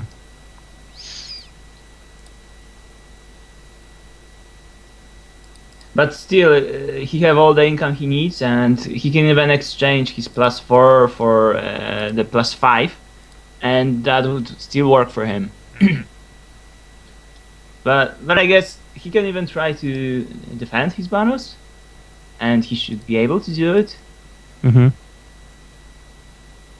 Yeah, Fridge is in a bad position here. Yeah, He tries definitely. to hit hard, and he hits hard enough to make sure that Gustav will not break the +5 this turn. Yeah, but then he lacks a card piece. Yeah, and he's 17 to 10 on income. Yeah, that's just over. So Yeah. over. So So unless Gustav commits suicide here, I don't see how Fridge can recover from this. Yeah. So Miyagi says I like domination. I do like domination. what's domination? No, I like it was in reference to my comment, like if you get an FTB, you want to meet your opponent as fast as you can. So now I understand why the Fridge didn't want to commentate this game. Yeah, makes sense. Yeah, he just surrenders. So yeah, good game, Okay. Gustav. Fridge played risky and well got unlucky with that combo early on of Gustav. So Gustav moves on to the next round. Other games that we wanted to go through this turn was Sultan and Timon, right? Actually, both the semifinals are ongoing, so we probably want to skip maybe second round. It's Sultan and Timon. Come on. Okay. Just Sultan and Timon, and then we can move on to the next round. Okay, Sultan and Timon. Loading it up, putting it on Twitch. Should be this game. I know it was a reference to something else too. I'm not stupid. Well, I know, sorry. I don't know what you're talking about, but okay. Yeah, no context. It happens. It's Okay, let's take a look at the picks from Timon.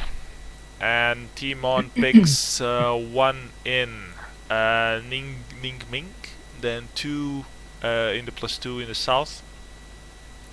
And then he picks the 3. Whoa, he picks the 3 on the +3. That's not very smart, in my opinion.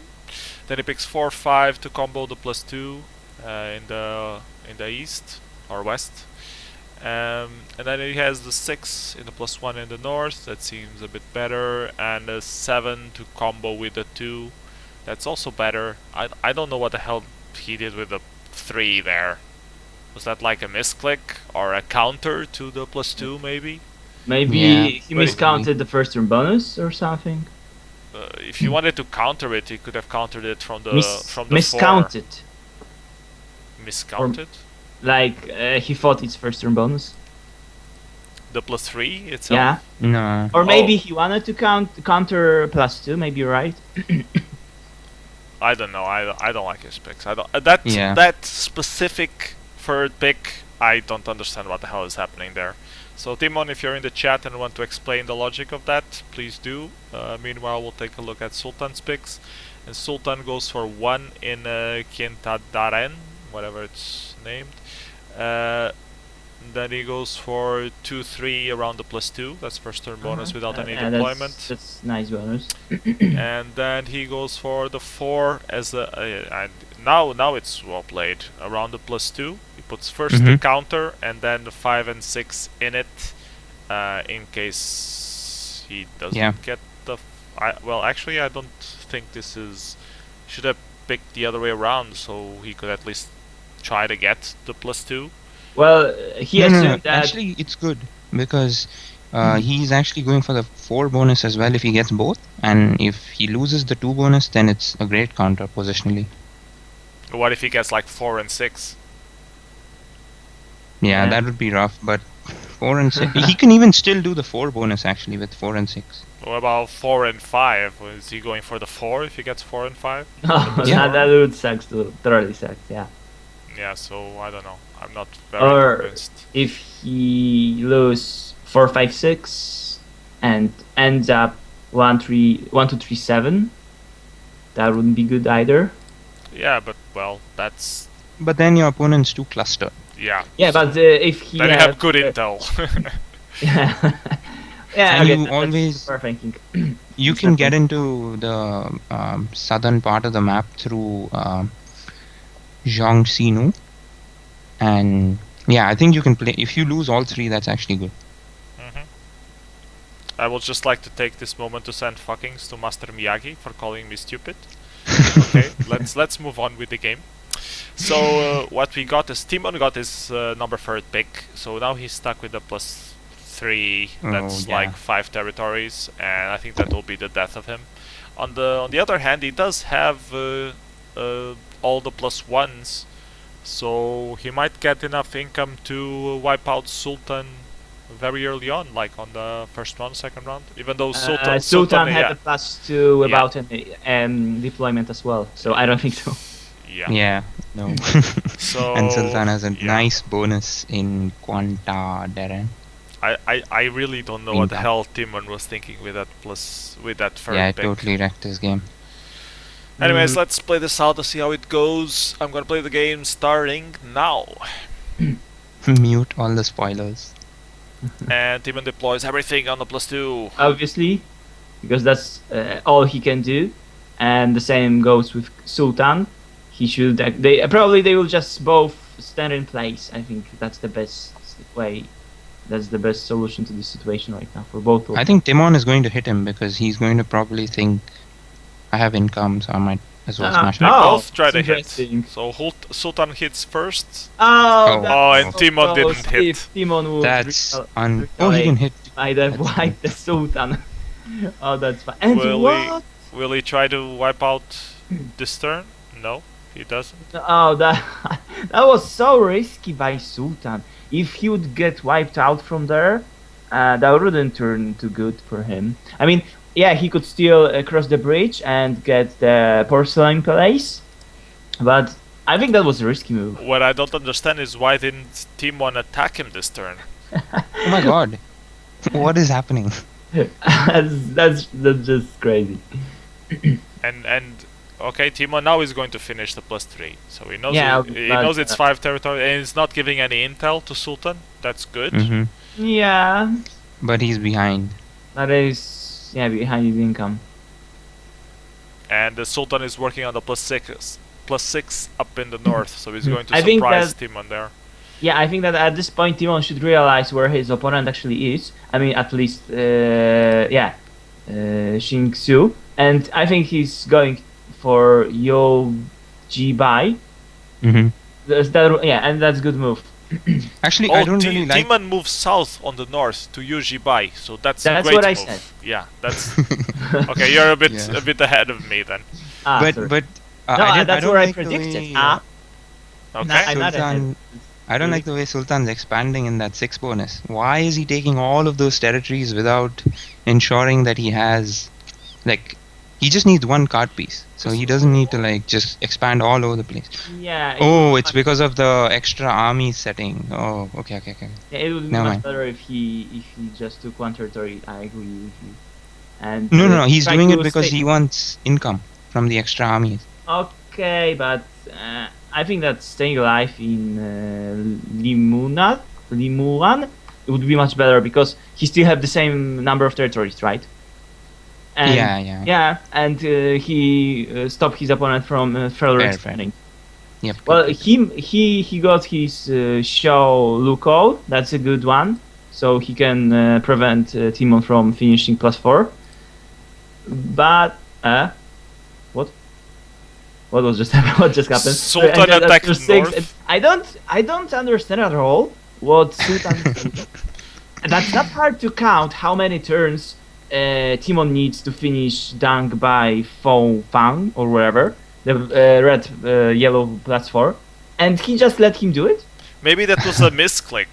Maybe he wanted to go south and he clicked north. No way. Yeah, I mean, you have to be. But No, my no, first you move, can't do that. No. I was so That was just bad. But Timon actually smashed into his wall in GYRZ. This is weird. Yeah, this is Ah. a game which That's has a lot of mistakes in my opinion. The Terminator on the chat is saying, "What the fuck?"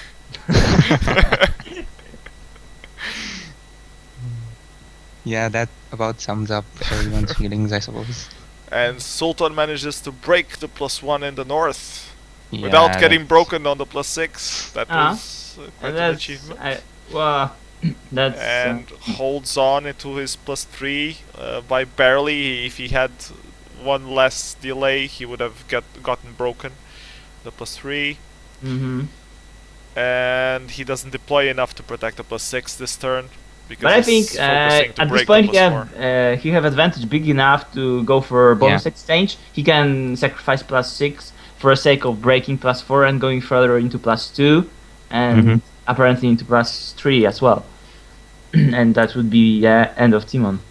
Okay. Yeah, that third pick just. And killed it. unfortunately, Timon didn't go for +6. Oh, So yeah, that was a good. why would you prediction by deploy everything on your +1 and then not attack the +6? Why would you do that? Well, I guess he was expecting Sultan to defend +6. Yeah, but you're deploying everything there, so you'll have income advantage for sure, or stack advantage. Don't ask No, me about actually. that.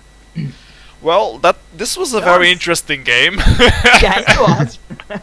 Unexpected. Yeah. Well, okay. I guess Timon lost mostly because of the weird pick on the +3, but the game itself was pretty much what the fuck. So yeah, anyways, congratulations to Sultan. You move on to the next round. We should probably cover these games. Let's see, what rounds are we on already on the tournament? Well, Semifinals. Semifinals are on the way. Okay, so let's go over this. Let's give out the results for this round and go over the quarterfinals. Buns And- versus Actually, Dan. Whoa, Someone said Andy versus Jefferson was a good game. really? Was that Andy there are that said that? 4 semifinals, quarterfinals game to cover, and one of semifinals over. We can just skip quarterfinals. I always thought it was annoying that we do all the quarterfinals and all the semifinals. So let's be alternative and check Jefferson getting his ass kicked by Andy, and then we can sleep better at night. Well, okay. But besides, I don't see anything unusual here. I always thought that Andy is much better than Jefferson. Actually, I'm surprised that he's in Masters. I would say that he's rather below average level. I think he's gonna win his next game. I'm almost certain of it. Okay, let's go over Andy's picks. Andy picks number 1 in Ongdu, is pick number 2 in Daru, is pick number 3 in Lim1, so I guess he can combo the +2 or the +4. He picks number 4 in Qingdong, so he can combo it with the pick in Ongdu. Then his pick number 5 is in Shumpra, so I guess he can counter if he missed the +3, or he can work on the +3 on the other side of the river with the 6th pick in Jiangsu. I'm not sure. I see his reasoning. He wants 1, 2, 3, and 6 apparently, but I'm not sure if that's good idea. I would go either with 1 or 6 because one is unexpected, I guess. No one would expect the Spanish Inquisition. But if you get 1 and 6, and your opponent gets your 4 and 5, I like that better because I mean it's not that they have to take the FTB or anything. They can just sit and defend. I know. And but they have.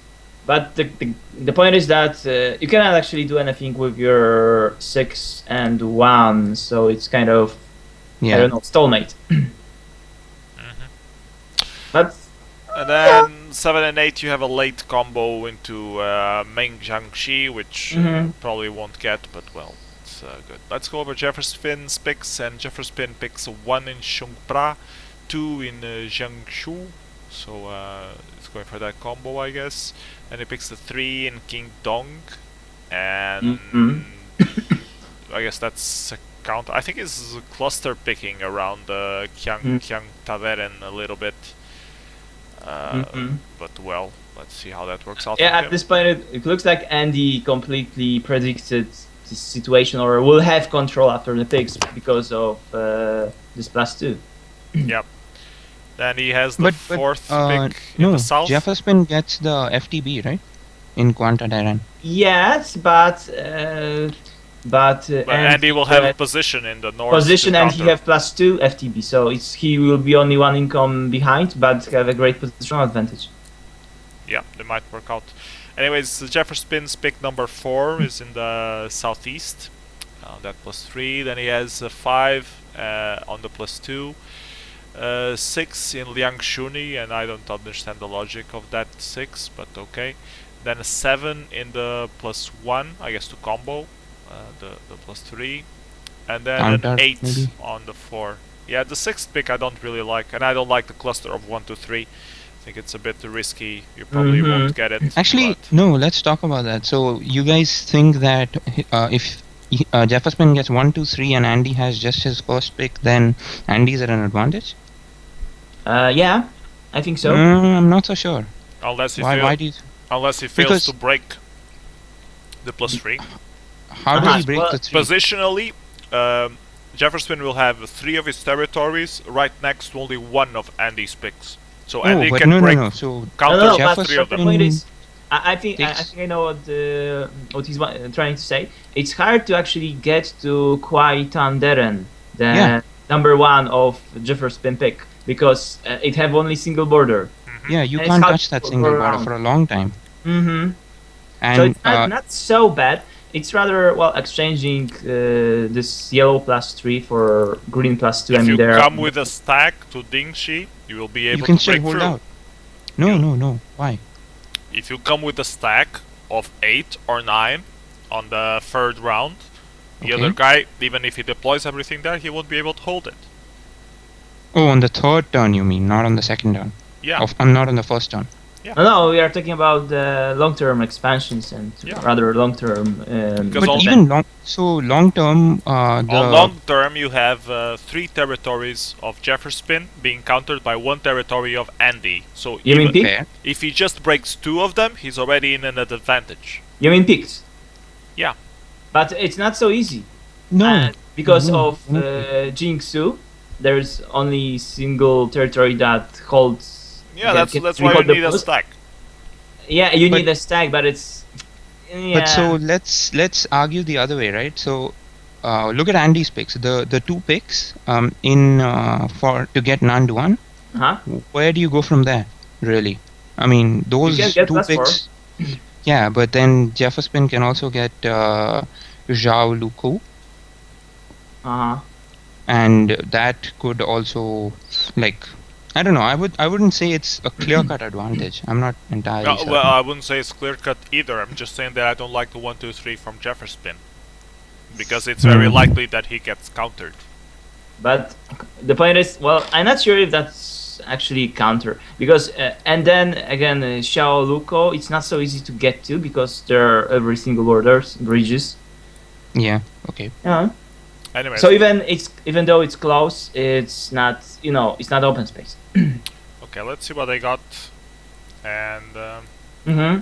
yeah, Jefferson gets his 1, 2, 3, and they And then split. the They split the Ah. +3 in the south. So I think Jefferson is in a disadvantage at this point.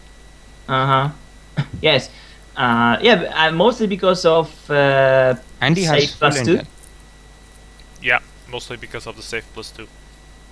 Although Jefferson will have a safe +3, But Andy have his +1. Oh Andy no, has it's full 3 intel. territories, so it sucks. Okay. I don't know. Hard to tell actually. okay, let's just Okay. play this out and see how it goes. Sure. Gonna play this game starting now.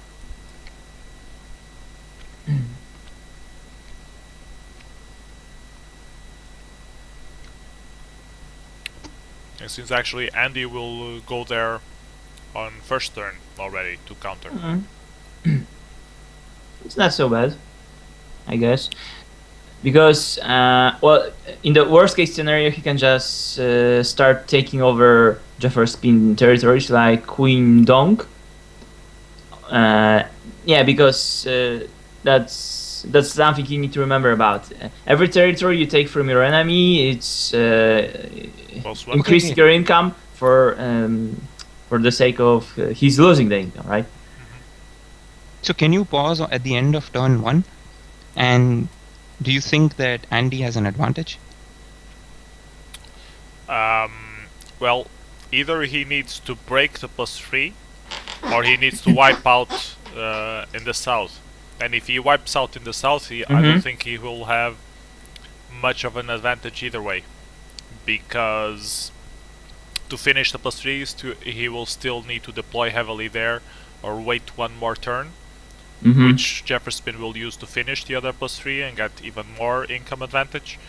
So, which will help him defend Jingshu, which is the crucial territory here. So, what I think Andy could do here to maintain his advantage at this point was to break Jingshu with a big stack. That's what I would do at this point.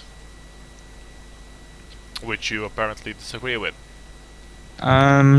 Yeah, I would think he would defend Jingsu without question. Like, If he that's defends Jingshu, that's fine, because I have bigger stack, I will diminish his stack there. I would have 11. I would be attacking with 10 But against... and Jefferson can just add one unit to Xiao Luko and still defend Xingsu and get a card piece and finish +3 next. And he won't lose much units because you have 7 income versus 6. and risk getting wiped out from the south. That's the case. Yeah, Well, the- thinking twice, you might want to, if you were Andy, you might want to backtrack in the north and just clean up the south. But then it's what I was saying, then you would need 2 more turns to get any income. Meanwhile, Jefferson will finish his +3 and be threatening wiping you out from the north. Well, yeah, the situation stands, and maybe let's see what they will do. Okay, I'm gonna play starting from turn 2, starting now. So Anna actually decided to go for eliminating Jefferson from east. From the south. Okay, south. Well, southeast, yeah. And Andy flanked. Yeah, I decided to backtrack.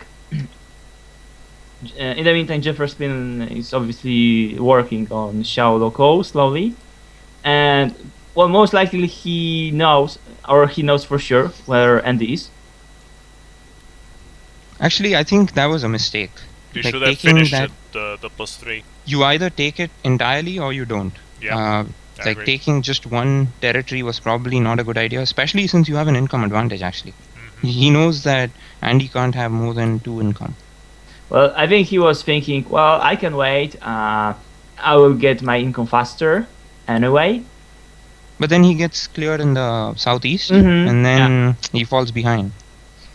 Let's see if he predicted what Andy wanted to do. No, he didn't. The flank. I told you, you need to like say that he's a bad player, otherwise he doesn't really play well. Jefferson?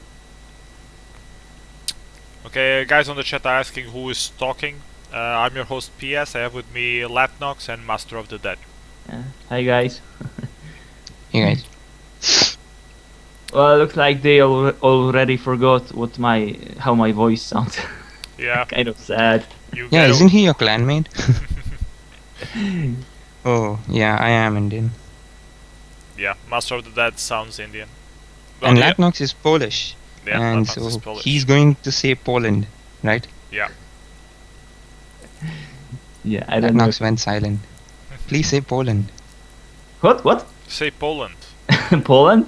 Yeah. Is that? Hey, it's just What is this Poland stuff? It's tradition. You Yeah. have to stick to tradition. Come on, Yeah.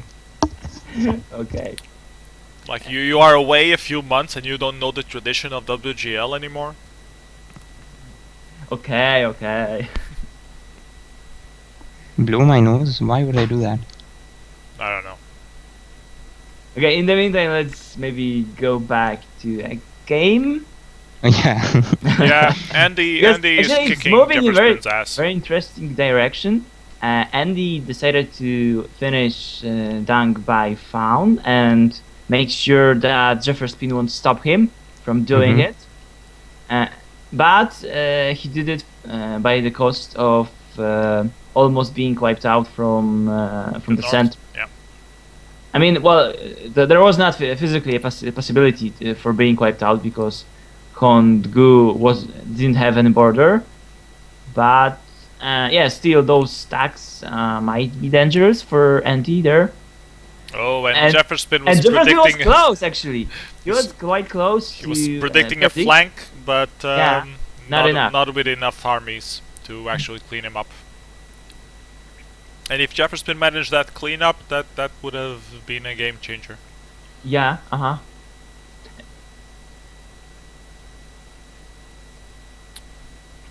But he didn't.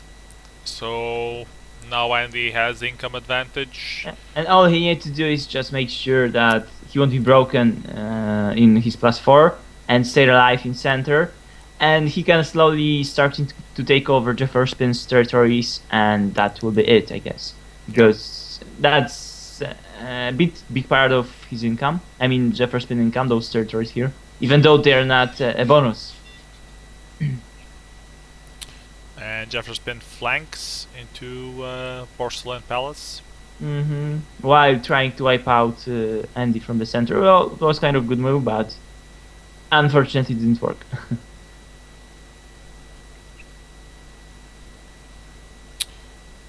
Yeah, I think Jefferson's dead.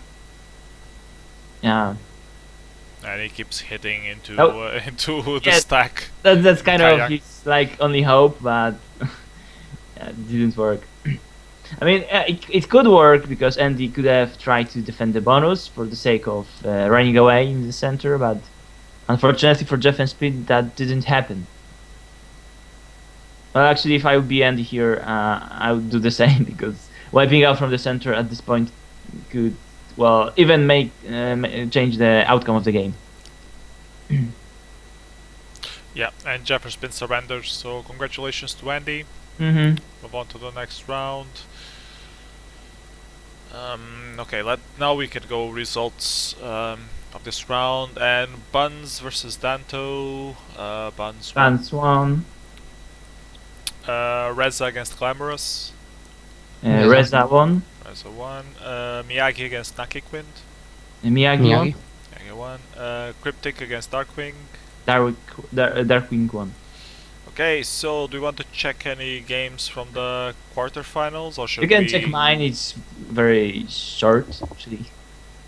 Okay, the final is already underway, so let's just check yours then. Can you post it? Sure. Just give me a second. Okay, it's on the chat. Ha! I beat you. No, you didn't. Well, my Twitch says I did. Seriously? Yeah, it does. I Yeah, don't know. oh, It's I guess really On mine, Master of the Dead was also first. Sorry Ah. about that. That's a unfair. one. So let's take a look at Latnox picks. So do you want to go over them? Yeah, At least I I would won like to something actually today. say something more about it because they were the most important part of this game. Well, I noticed that my 2 and 3 is nice first turn bonus, but it's also counterable from Qiang Thunder. That's +3 in the middle next to the bridge. I mean, in long term counter. So I figured that +2 is like the only really safe first turn bonus, and that's why I picked my 1 there. And actually, at this point, I thought it's no look cycle, so I made my picks a bit hasty. I mean, I didn't think about 6, 7, 8 too much, and I just, hey, I have the first pick, and I went to the bathroom. And then when I came back, the problem is that I didn't get my pick number 1, and that kind of ruined my strategy because I was sure that Bounce will pick more or less the same 1, 2, 3, and that would leave me like with 1, 4, 5, which would be quite strong against his first turn bonus. But yeah, I can tell that I can already tell that I didn't get my number 1, and that kind of ruined my strategy. Okay, let's Actually, take... your 5 is interesting. So why do you pick the 3 bonus with the I was expecting to get 1, East 4, and 5. So I would get my 5 in the next turn, in the same time holding his +5. I see. And then I would have like... Oh, you wanted to hold the +5. Okay. Yeah, yeah. Either I was thinking either I will get the +3 first turn bonus, or I will get the counter. Okay, let's take a look at Bun's picks, and Bun's, well, picks the 1 where you already said, and 2, 3 very similar to yours, and then 4 in The Jiangxi. same actually as I did. I don't know if it's the same order, I didn't... Yeah, 1, 2, 3, Yeah, 4. it is. We have exactly the same. Okay, cool. And then the 5 in Xia Lukuo. And I think that was a good decision. He actually used much more time to think over his later picks, and that paid out for him And why did he have that 5? Just to counter the +2? because it's a good bonus. It's a good bonus, and long term it also stops that 4 bonus. I would have done a combo on the +4 instead. Oh, you mean in the red +4? Yeah, with a pink +4.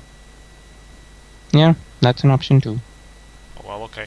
And Well, 5 it's on the there, turn the bonus, 6, isn't it? the 6 there, and then the 7. Whoa, the 7 on that +4. That one was weird. I think it's just because it was the only bonus without any wastelands. I mean, the best bonus. Okay, that's but left. wouldn't you rather have it in something that would give you immediate income, like the +1? Oh come on. I'm not really big fan of +1s. Yeah, me neither. Very bad after the first turn. It's like useless after the first turn. Yeah, Yeah. but And I think then you he expand intended into it. something else. Yeah, but there are a lot of wastelands around it, and Okay. I think his intent was if he misses his 2 and 3, maybe he can late counter from that 4 bonus in the south. He can come in the southern direction. Okay. Well, I don't like any of your guys' picks. They're okay, but well, your 1, 2, 3 is obviously. Yeah, I think the 1, 2, Good. 3, 4 was set. Yeah.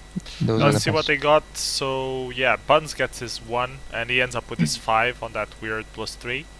And Latnox has its combo for the +3, and it's stuck in the middle between Buns' fourth pick. So now you see why this +2 would help me a lot.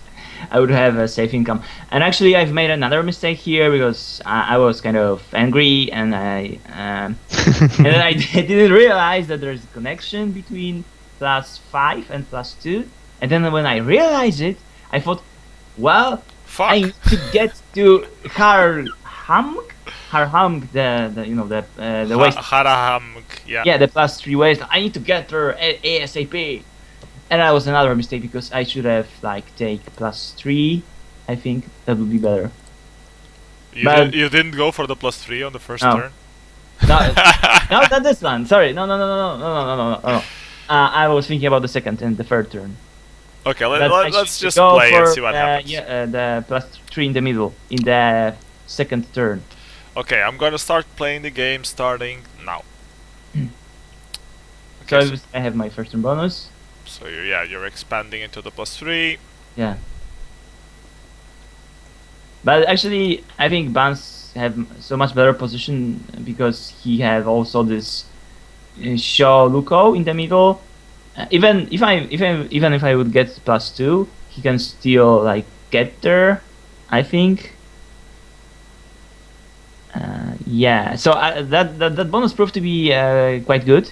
Because he controls both Shang-Zi +4, Kwai Tendern +3, and this +2 also.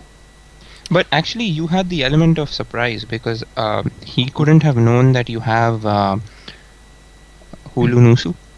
So he probably thought you are one more turn away on completing the 5 bonus. So he might have not countered it. Yeah, and that was my mistake. I should have waited one more turn for him. Yeah. And I miscounted, kind of. I mean, he didn't expect me to go there from top, rather from the bottom of the bonus.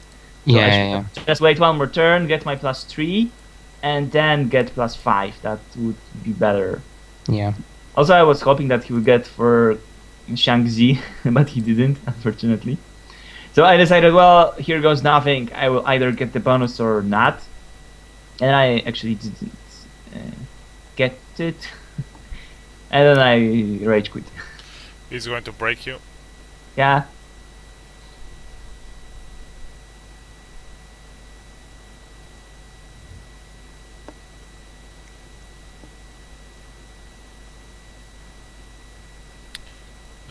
Still making delays. There we go. +5 broken. And Latnox running away crying. Yeah. Congratulations to Buns. You move on to the semifinals. And people saying that the final is already going. Do we want to go over any other game from quarterfinals? Maybe Master Miyagi against Darkwing? Actually, let's just do the semis. Are you sure? Because if the final delays a bit, then we'll be... Nah, games are super fast on this one. Think so? Okay, let's go through results then. Gustav the second against Andy. Andy. Andy won. And Reza against Sultan. Reza. Oh, Reza is doing quite well. Miyagi against Darkwing. Darkwing. Okay. So shall we go Reza versus Darkwing? Sure, not.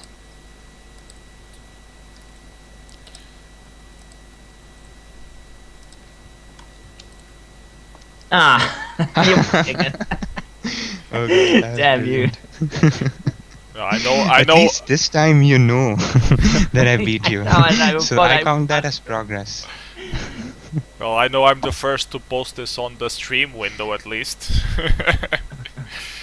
Okay, let's go over Reza's picks. And Reza picks 1 in the +2 in the west, then 2 in the +1 in the north, then 3 and 4 and 5 around the +2 in the south. Well, I guess he can also be comboing the +4 itself. No, he cannot. I mean, he can, but it's not the first turn bonus. Because of the wasteland? Yeah. Okay. Then he has number 6 in Fulong, he's number 7 in Kankia, and he's number 8 in Ningming. I'm not sure about number 2. Like I said before, I mean, if he gets 1, 2, 3, 4, okay, he got +5 in first turn. Man, that's crazy. Nice, but then 2 turns of nothing. But it's okay, I think, because Uh-huh. either Liafu is taken, the blue 3 bonus. Yeah. If it's not, he can just work on the 6 bonus. Yeah. Yeah. +6. I guess that's the way to go after that. I think we should Looking see- for a board. Is there any other first yeah. bonus except those? There's the +4, the blue +4 on the east. +4. Yeah, and I think that would be better. I mean, let's imagine that his opponent have this +4 and the yellow +4 down die Baofan. That's counter +2. No, but I the think- blue +4 is not an FTB, right? You need It to is, quadruple it is. pick it. Well, then you can't counter anything else, and Yeah. then that's okay. It has a wasteland in it, so No, it that's- doesn't matter because you have 4 base income. You can attack the wasteland with 1 and 3. So it is first in bonus. Oh, you mean okay? Yes, you're right. You need to pick only one of Quanta Deren or Gemfu Estate. You can't have both of Yeah, them. yeah, You- yeah. I was thinking about the +1, +4, and +3, for example. But yeah, it Yeah. would be counterable. Yeah, That- and yeah, maybe. Mm-hmm. Okay, let's go over Darkwing's picks, and Darkwing picks also one in the yellow +2. Mhm. And yeah, that's obvious. I agree with his 1, 2, 3. yeah. Then he has 2, 3 in the +2 in the south. Mm-hmm. I think this +2 in the south is a bit risky, getting Yeah, countered I from the agree. yellow. I agree. Other than that, I think it looks pretty decent. And if Darkwing misses his one, he's going to get it, and then he'll get countered, which is going to suck for him. So then he has his fifth pick in Liafu and a 6th on the Xiangying. Yeah. I don't Actually, really I like did that as well in my game, and thinking back, I would probably not do that now. Like, I'd rather have the 1 bonus than the 3 bonus. Yeah, because the 1 can counter the 3. Yeah. Or at least I would pick the 1 first and know that someone has it, and then I'll counter it. Well, in this case, if he gets the +2 without deployment, he can then Counter. he can get the +3 easily in the next turn and deploy a lot to work on the +4. But I don't know. I still don't really like the 5 and 6 there. Yeah. Anyways, the 7 is in Mengzhangji in the east, and then Yeah. the 8th pick is on the +6. Yeah, I think that 6, 7, 8, or maybe 7, 8 are kind of misplaced, like randomly picked. Yeah, maybe he just didn't care at that point. Yeah, might be. Okay, let's check what they got. And yeah, Reza actually gets his combo in the north, and and gets he is, Nandao and his counter. So Actually, Darkwing got lucky there, because if the pick order was reverse, then he is totally screwed. yeah, and now he had totally better position. yeah. So a bit lucky. And he has safe income as well. Okay, let's just see how this plays out. I'm gonna play the game starting now. And it seems Reza is going hard into the +2, maybe Yeah, trying to I surprise because I think Darkwing. that's the only thing he can actually do. Mhm. I don't see how Reza can win this because he have only 2 territories, 2 bonuses +3 and +1 that he can actually finish. Except for that, Except I'm not sure what else he can do. I mean, he can try this +4, which is kind of risky, knowing his opponent is just right next to it. So, so yeah, he's in very bad position.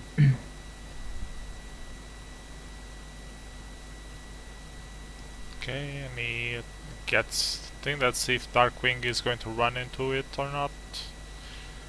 Probably because, or no. He's delaying a lot at least. Yeah, he should. He will take it, or rather run into it. But then why attack with 4? Maybe he will. Teaminator is suggesting that Reza should maybe have taken the yellow +4. Nah, I think I like the 2 better. Because the yellow +4, it will get flanked so easily in Yongshui. Oh, and Darkwing just gets wiped out. He wiped out Darkwing. That's bad. Oh, that's he went for income, so yeah. It was unnecessary. Yeah, actually. Probably Darkwing didn't knew that Reza is in such a bad position, and that's why he decided to expand. While Reza, well, the only thing he could actually do was to try to clean the north. So, Terminator says that flanking the +4 will take quite long, but I'm not so sure because on turn 2, the 2 bonus should get countered, and after that the flank is just 1 turn away. In Yongshui. What I like of him having worked on the +4 instead of the +2 is that from the position of Junhe, it would be very hard to break the +4, and I think that's what Terminator was saying. You need 1, 2, 3 turns to flank the +4, so you would just have a stronghold in Taikyu, which you could have used to put more pressure into. But if you countered Darkwing. Daru on turn 2, you should counter Daru, and actually Darkwing did do that, right? He countered Daru on turn 2. Then he's just 1 turn away from Yongshui, which is a double bother. That's true. That's also true. Yeah. So on turn 4, Reza took Heian Tai instead of Shunbai. Is that correct? Reza took. No, actually he took both. Never mind. Yeah, I don't know what territory you're talking about. So. Oh, the blue 5 bonus in the southwest. Well, Reza is just expanding like hell. Yeah. That's the only thing he can do. And Darkwing is not even going north. I don't know. Well, he's going to show up with a big stack. Yeah. He's going to show up with a big stack in Linghao. Will that be enough to break Reza with a huge income? Well, he'll get +5, so maybe. He have 23, not 23. so big stack, but they're even in income. So yeah, that game looks interesting at this point. Wow, this is a very different game from all of the others we've had so far. And I don't know what the hell they're doing up in the north. I think Darkwing is going to move into Wingyangzhou, thinking that Reza has expanded into Qingjungkang, the pink bonus. Does he know about? He knows about. No, he doesn't know about Reza being in the north. I think he had intel on Shenqing at least.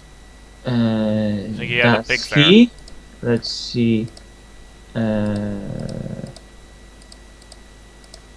No, he got 147. Yes, so he does.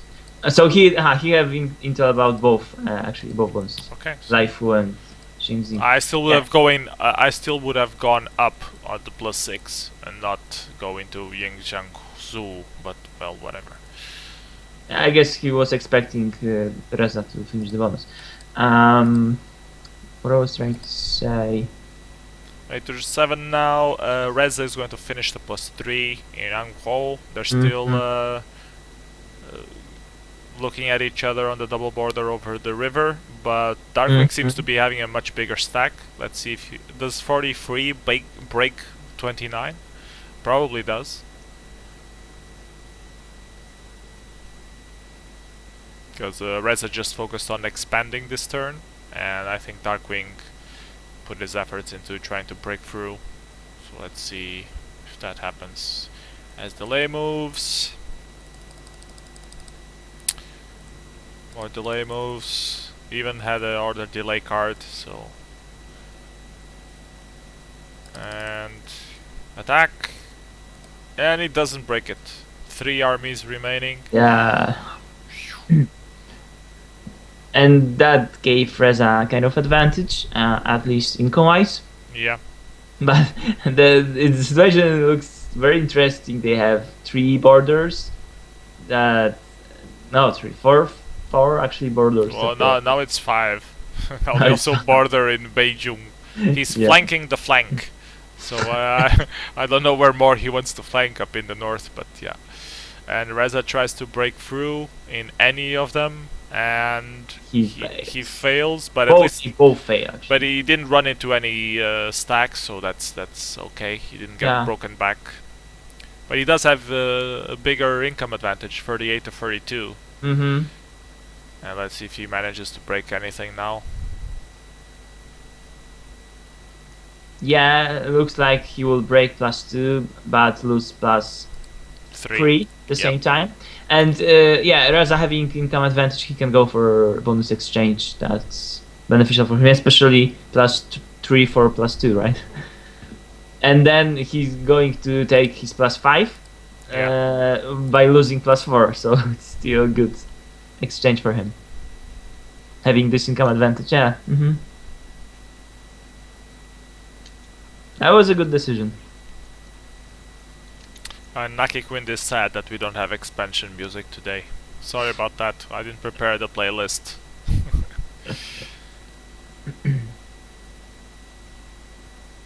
Yeah, Reza is almost double the income of Darkwing at this point. I mean, he will lose something for now. I'm like now, but Yeah. not enough.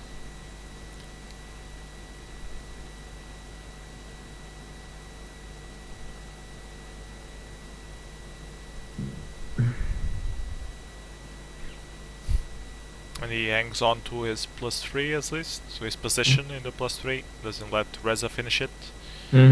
But still, he's miles away. Yeah. And he almost breaks the +3 in the north, with a little luck from Reza's delay moves, but no, fails. 3 versus 3, doesn't break anything. Oh, and he runs into the wrong door. And he'll probably lose his position. Yeah, and that will next side of the be river. a good game. Yeah.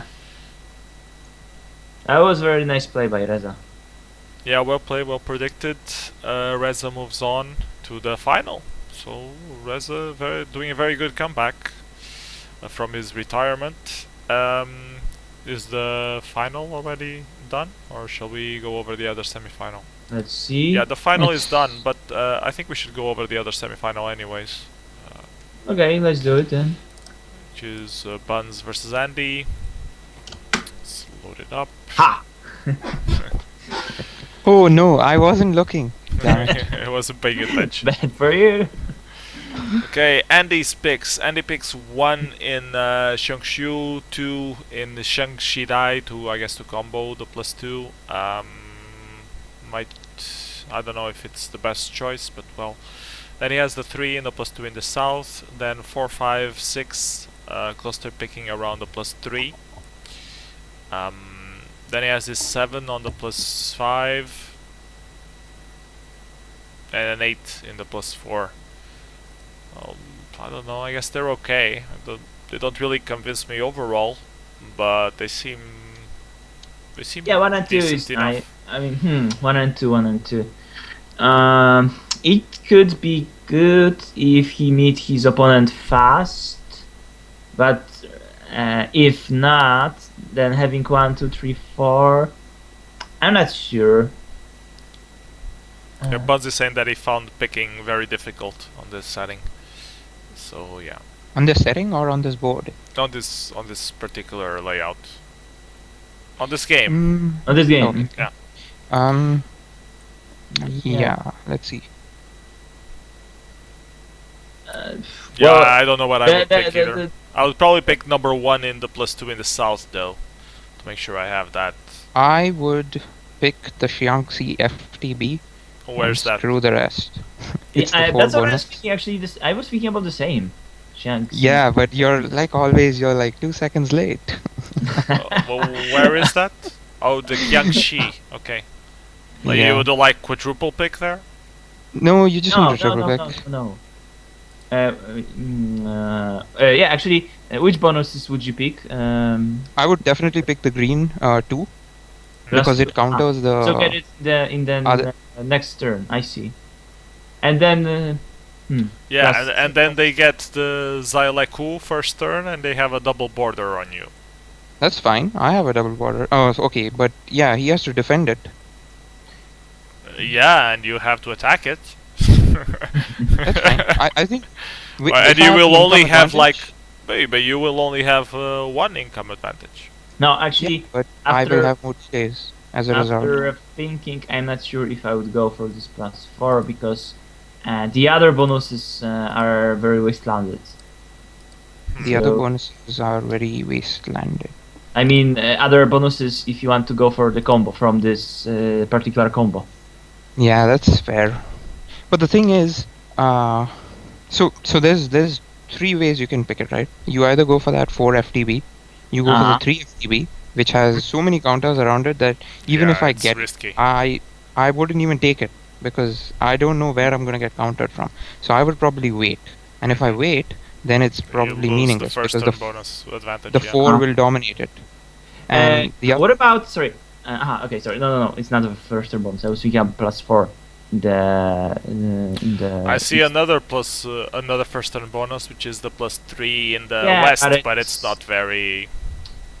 efficient. No, come on. Although it has a very nice thing, which is you can then immediately counter the +2 in the south. But that's only if you get Shang-Chi die.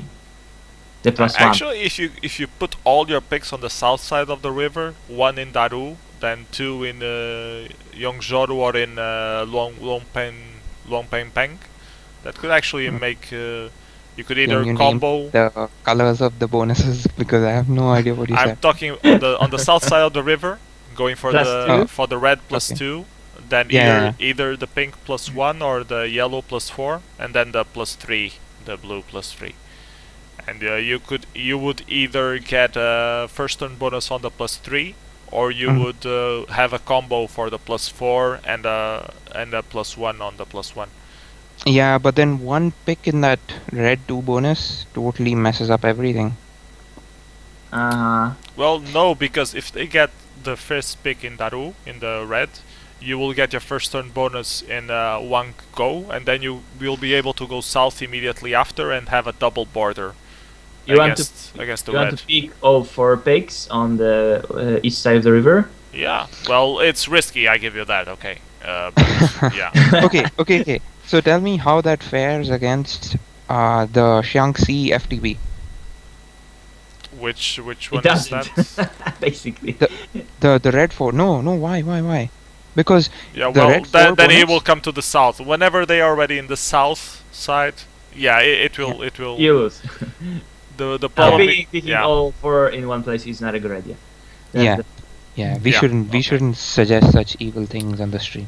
Okay. I'm sorry to all the children But, listening who might have been influenced by my, Yeah, Yes. you my brought choice of all streamers. quadruple picking. But yeah. You didn't even think about the children. Why wouldn't anyone think about the children? Anyways, Yeah, let's so- take a look at Bun's picks. And Okay. Buns goes for 1 in Daru, this the red, and then 2 in the yellow, so to combo it. Then 3, 4 around the +2, the So +3 here of the yellow. Probably. Yeah. And then the 5 on the +2 on the west, and the 6 on the pink, and then 7 and 8 to also more counters in case he missed this 3 and 4. I think that red 4 bonus beats it. I really like that red 4 bonus because it gives you more delay than your opponent, and you can use your 4th pick to get the next bonus on the next turn. Mm-hmm. I'm not Yeah, convinced, it but is yeah. kind of solution. We should, Um, you know these things that we keep saying. We should put this in actual scenarios that people can actually play and do like Yeah. archive. Because I remember last week I was Yeah. talking something similar with Master of Disaster. He was like, "No, from this position you can win the game," and I was like, "No, there's no way you can win from this." I And it- actually agree with him on that one. I And, remember that. Yeah, and it would be interesting to see people actually playing I know, out those scenarios and seeing if they could actually beat them. Yeah, That but would be it's a just too nice much feature work. to create It would be games a on the nice same feature. board. Save Mhm. board. Yeah. You- That would Yeah, be if nice. Pizza is listening, he should think about Yeah, that. you should do a lot of things, like that. Not changing the cards. No, actually, I don't know. I like the cards now. I mean, it's not. I mean, I'd prefer the old one, the oldest one, but it's way better than the previous one. I mean, Yeah. they're not totally bad, but someone pointed very good points on forum. That, some of them Laptops. look, yeah. I someone think you pointed haven't for seen thing. the update. They're quite the same. A lot of them. There is other- an update, Latnox. There is a Yeah. second update which is not Oh. live yet. If you see, Fizzer has created a thread, and he has shown versions of those cards with the better borders and a Oh. little name, which is following the comments that people were saying, and Oh. those look a lot better Nice. than the original update. So That's very nice of him. Yeah. So You were late again, Latnox. Sorry? Yeah. Oh, because I am I guess- retired, you know. he's retired, you know. Don't push him. He's an Yeah. old man. It's always slow now. Yeah, Yeah. it's miracle that I even know that there are new cards. And that I read the forum. Okay, let's just Okay. see what they got. Let's see what they got. And- Andy obviously got his +2 bonus and counter for bounce combo, so that gives him a bit better position on the beginning because he can like do nothing or he can do whatever he wants. Yeah, and but Buns still- will have more income at least in the mid game when in the mid game if he when he survives finishes the the plus mid 4. game. Well, he should be able to survive it because he has 2 picks on the center. Yeah, okay, maybe that could be enough. So I'm putting my money on Buns. Let's see how this goes.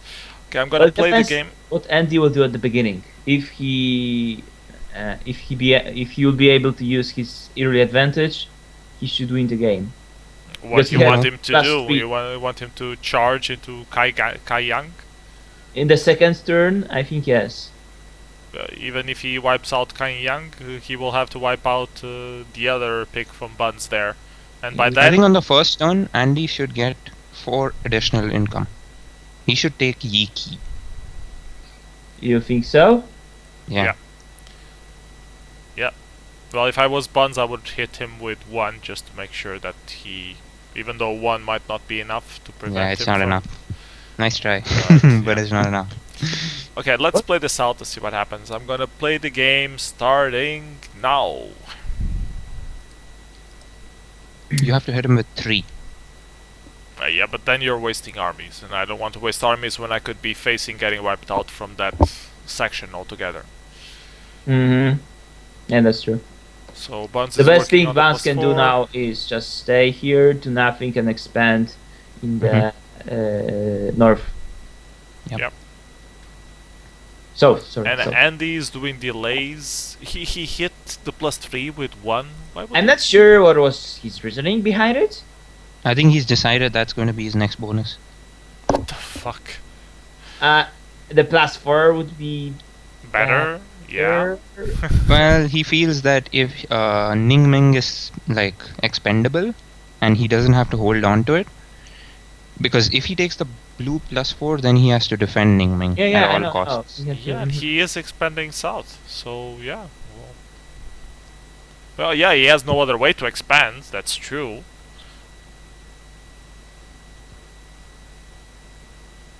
I would probably yeah, go for but the Buns +4. finds him. And So he's yeah, toast. yeah, and you will see, Mhm. oh, there's just 1 here. What happened to the other 3 armies? They mysteriously disappeared? Yeah, that's why I would go for elimination of Bounce in second turn. And now Bounce have +6, I mean +4 and +2, and that's... Yeah, and Yeah, because Andy is Andy- dead. Andy has no way to get more income. Uh,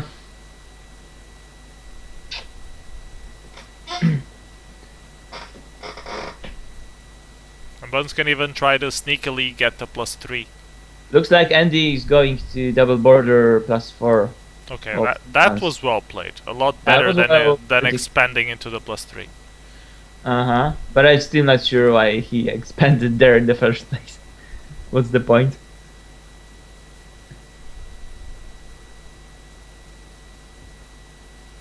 There we go. I have a double border now.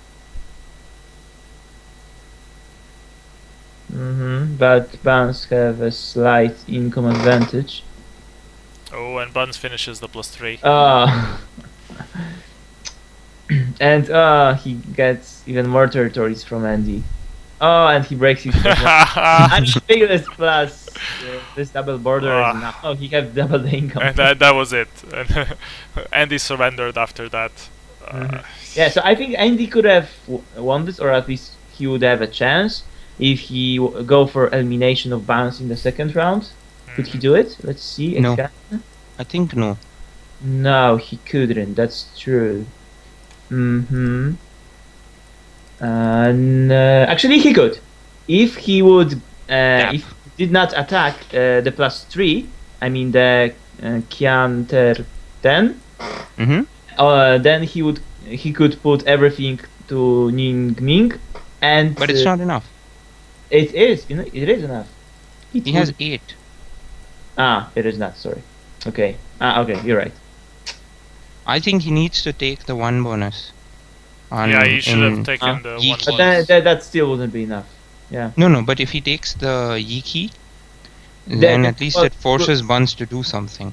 Like right now, he can't really do anything. Like, I mean, Buns just sits and Andy is going nowhere. And then if he did get Yuki, Buns would be more focused on that red and ignore that that Andy could be working on Kiantan Deren, the CN bonus. So no, actually, Buns had intel on that pick. He had? Oh, okay. Yeah. So yeah, he was screwed anyways.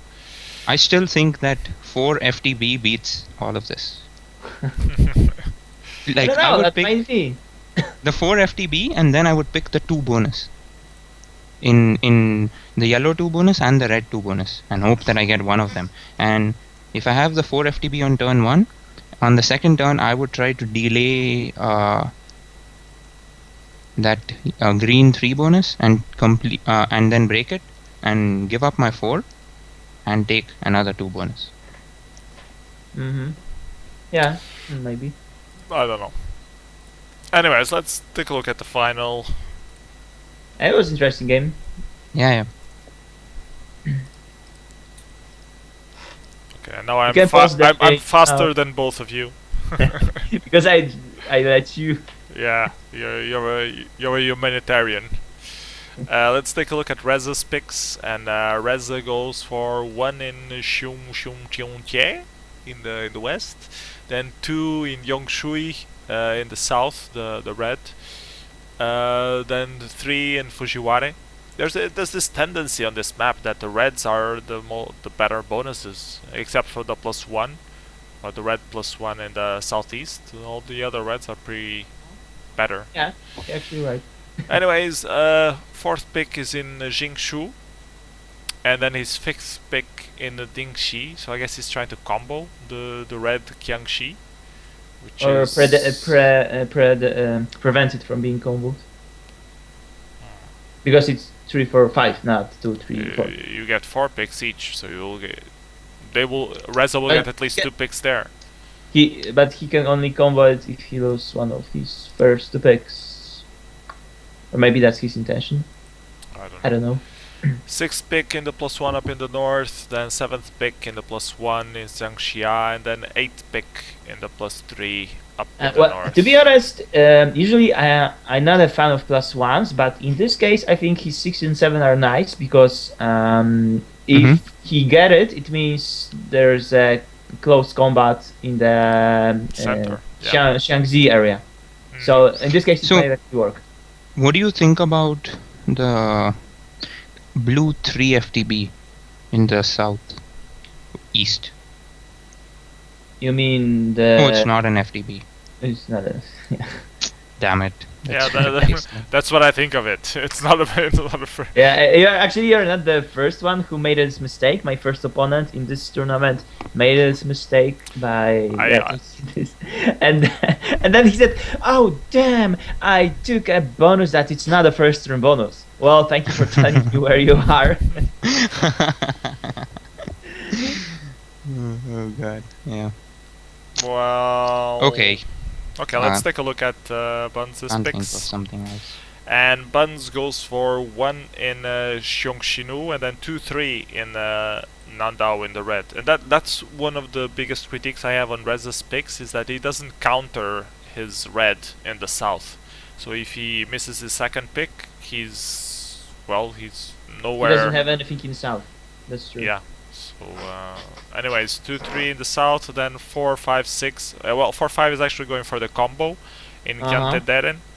And then in Actually, the I really 6, like that. the 6 is a combo in Jiangxi. I would, if you're trying to do this, I would probably have a higher pick. Your fourth would probably need to be like your second pick, and then you would do 3-4 in So- the south. No. Actually, that makes a lot of sense. His pick, at least, like, it's great, because what it does is, if he doesn't show in Hui Cax on turn 1, he's going to assume that he has the FTB on the 4. So that's intel on 3 picks. If he misses Jingsu and he doesn't show in Hui Cax, if he gets only 5 or only 6, he's in bad place. not necessarily. Oh, Well, yes. good. On turn 1, nah, I don't know. Not entirely sure. Because the other guy is doing either the combo, either he might even be doing a first turn bonus on the +4, or he could be doing first turn bonus on the +3, and you're screwed because when you arrive there, it's too late to break it. Yeah, but he intends it as a medium to late turn counter, not like on turn 1. If he shows up on turn 1, he's going to obviously lose, because the other. I'm not. I don't like it. I don't like the it. guess is. Very, I don't like, care. not- I don't like it. Okay. Okay. Do you want to comment anything on any of these guys' picks, or shall we see what they got? I think we can see what they got. Okay. And Reza has a cluster pick around Jiangxi, so he's going to get it as first turn bonus. And well, he won't be able to finish Xiangxinu because he will have to deploy everything to finish Jiangxi. Mhm. But that's still good. yeah. And Buns has a very safe +3 in the north, and the first turn bonus in Nongduang without any deployment. And here you see Buns has this fifth pick. And how the hell is he going to break the +4? He doesn't need to. He got intel. He got intel on 3 picks with just 1 pick. That is worth a lot. But what is worth intel if you can't break? He hasn't fallen so behind on income, right? Like, he's how much? He's 2 behind, and now he's going to get his 3 bonus in the north. He will need to finish his +5 before he can even counter the north. No, he won't even go for the +5. He should be countering the 3 and working on the yellow 4. Why would he try to even take the +5? You can do Because it. he needs from more behind. income. I don't know. I don't not- see. Although yeah, I I don't mean- see how he's ever going to break into Jiangxi, unless he comes from the north. Yeah, but yeah, I think that's an interesting position because from the other hand, he have. I would much safe rather. south. I would much rather have a position in Dingxi, the +3 yellow that is between Jiangxing and Jiangtanderen. That would have been a nice counter. But being in the south, in Asagang, you can do nothing. You can only counter if he ever tries to get the Xian bonus, then you can counter it. If you try to get the +5, you're wasting a lot of armies and going in the wrong direction. And if you try to go north to break Jiangxi, you can't break it because you have shitloads of armies to break through. You need Well, more income. I don't think he even intends to break that. So, I mean, like, if you have... So, Reza has the 4 bonus and the 2 bonus. What's his next bonus? Does he have a next bonus? Your Reza? Mm-hmm. But does he need to? Reza can get either Zyleku, the yellow in the center. That's pretty much all he can do. Maybe work on the Okay. +6 on the west. Yeah, +6? Yeah, but Come but, on, no way. Yeah, but the point is that Bounce get +5. Okay, that's work for him. And Buns has that 4 bonus to slowly work on and keep getting his card pieces. So, I don't know, I like his position. Yeah, Okay. I think I like position Bounce more. Yeah, because of the later expansion.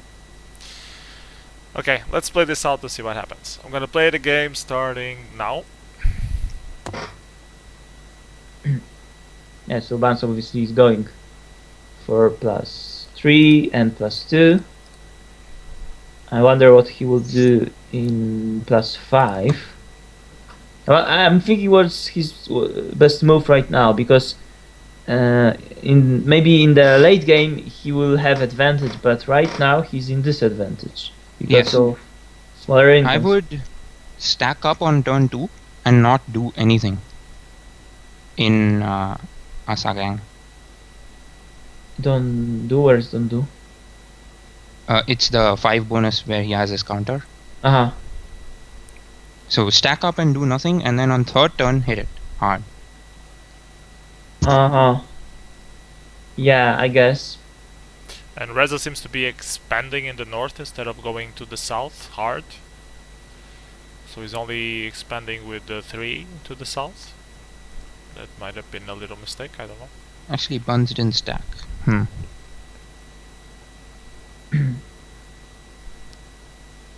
Oh, he's... they're going to meet each other in the north. Yeah. Yeah. I don't know why Reza took that CN territory in Yanggangsu. Maybe he wants to block it. Actually, Reza have advantage here because... Yeah, here he definitely has an advantage, but... Babans will finish his +4, but the question is, will he hold his +3 next turn? I would think not. Yeah, probably no.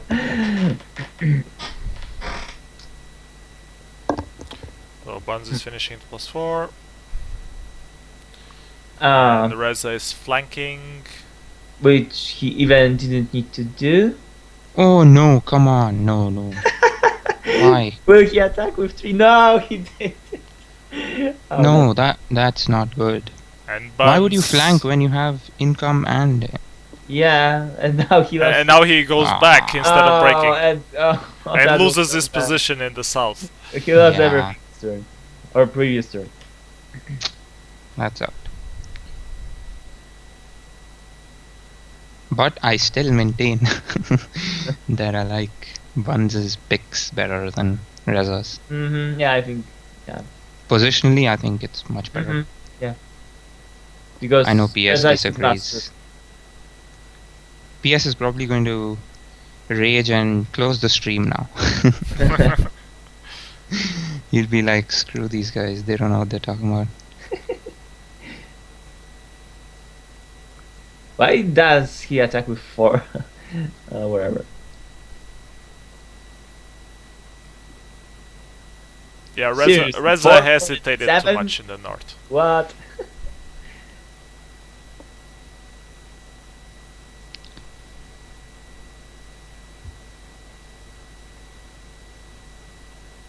I think Reza played badly because, well, going into Ming Shi that was acceptable, but he should have went harder into Yukax into the south to check if Buds was there or not. I don't know if he had intel. No, I mean, like, if you triple pick that FTP, then how are you going to get intel? I would be surprised if he had intel. No, he didn't. 3, 4, 5. So. And that's the thing about that FTP. It's like in the middle of everything, and you get the early advantage, but if you can't capitalize on it by meeting your opponent soon, it's not that useful. Well, the main thing I didn't understand about Reza's play was why the hell he got that Xi'an territory that gets nothing. Yeah. Xi'an. Yangzhou. The part of nothing bonus. Between the +6 and the +4. Yeah, that was mistake. Maybe he wanted to complete the 6 bonus and he wanted to get to... He wanted to complete it 1 turn sooner. No, maybe that makes no sense. Well, he can get to huge buy. On that turn he should have gone into Mingxi with 3, which he did, that was fine, and then go hard into Yukax in the south. Yeah, he probably didn't guess that. I think that was Liafu was taken. Yeah, I think that was a misplay there, and I think that was what cost him the game, and hesitating in the north to break Buns. trying to flank and whatever instead of just going through him. But yeah, well, good game. Congratulations to Buns. He wins WGL number 122.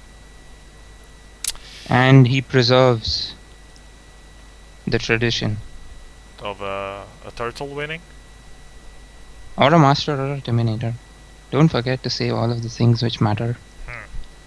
I'm pissed off with Terminator saying that I'm not smart. Yeah, So- Terminator is stupid. Don't listen to him. He Yeah. doesn't know how to play. Yeah, he doesn't know how to play. Oh, you're just saying that to make me feel better. No, actually, I tell him that all the time on our 3v3 team. But no, actually, I tell Lolo what more.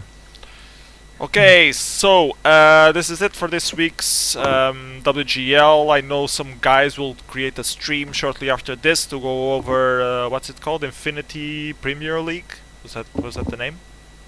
Well, anyway, there's this new league that guys are setting up, so they will be creating a stream shortly after this to go over a few games and explain how it works, I assume.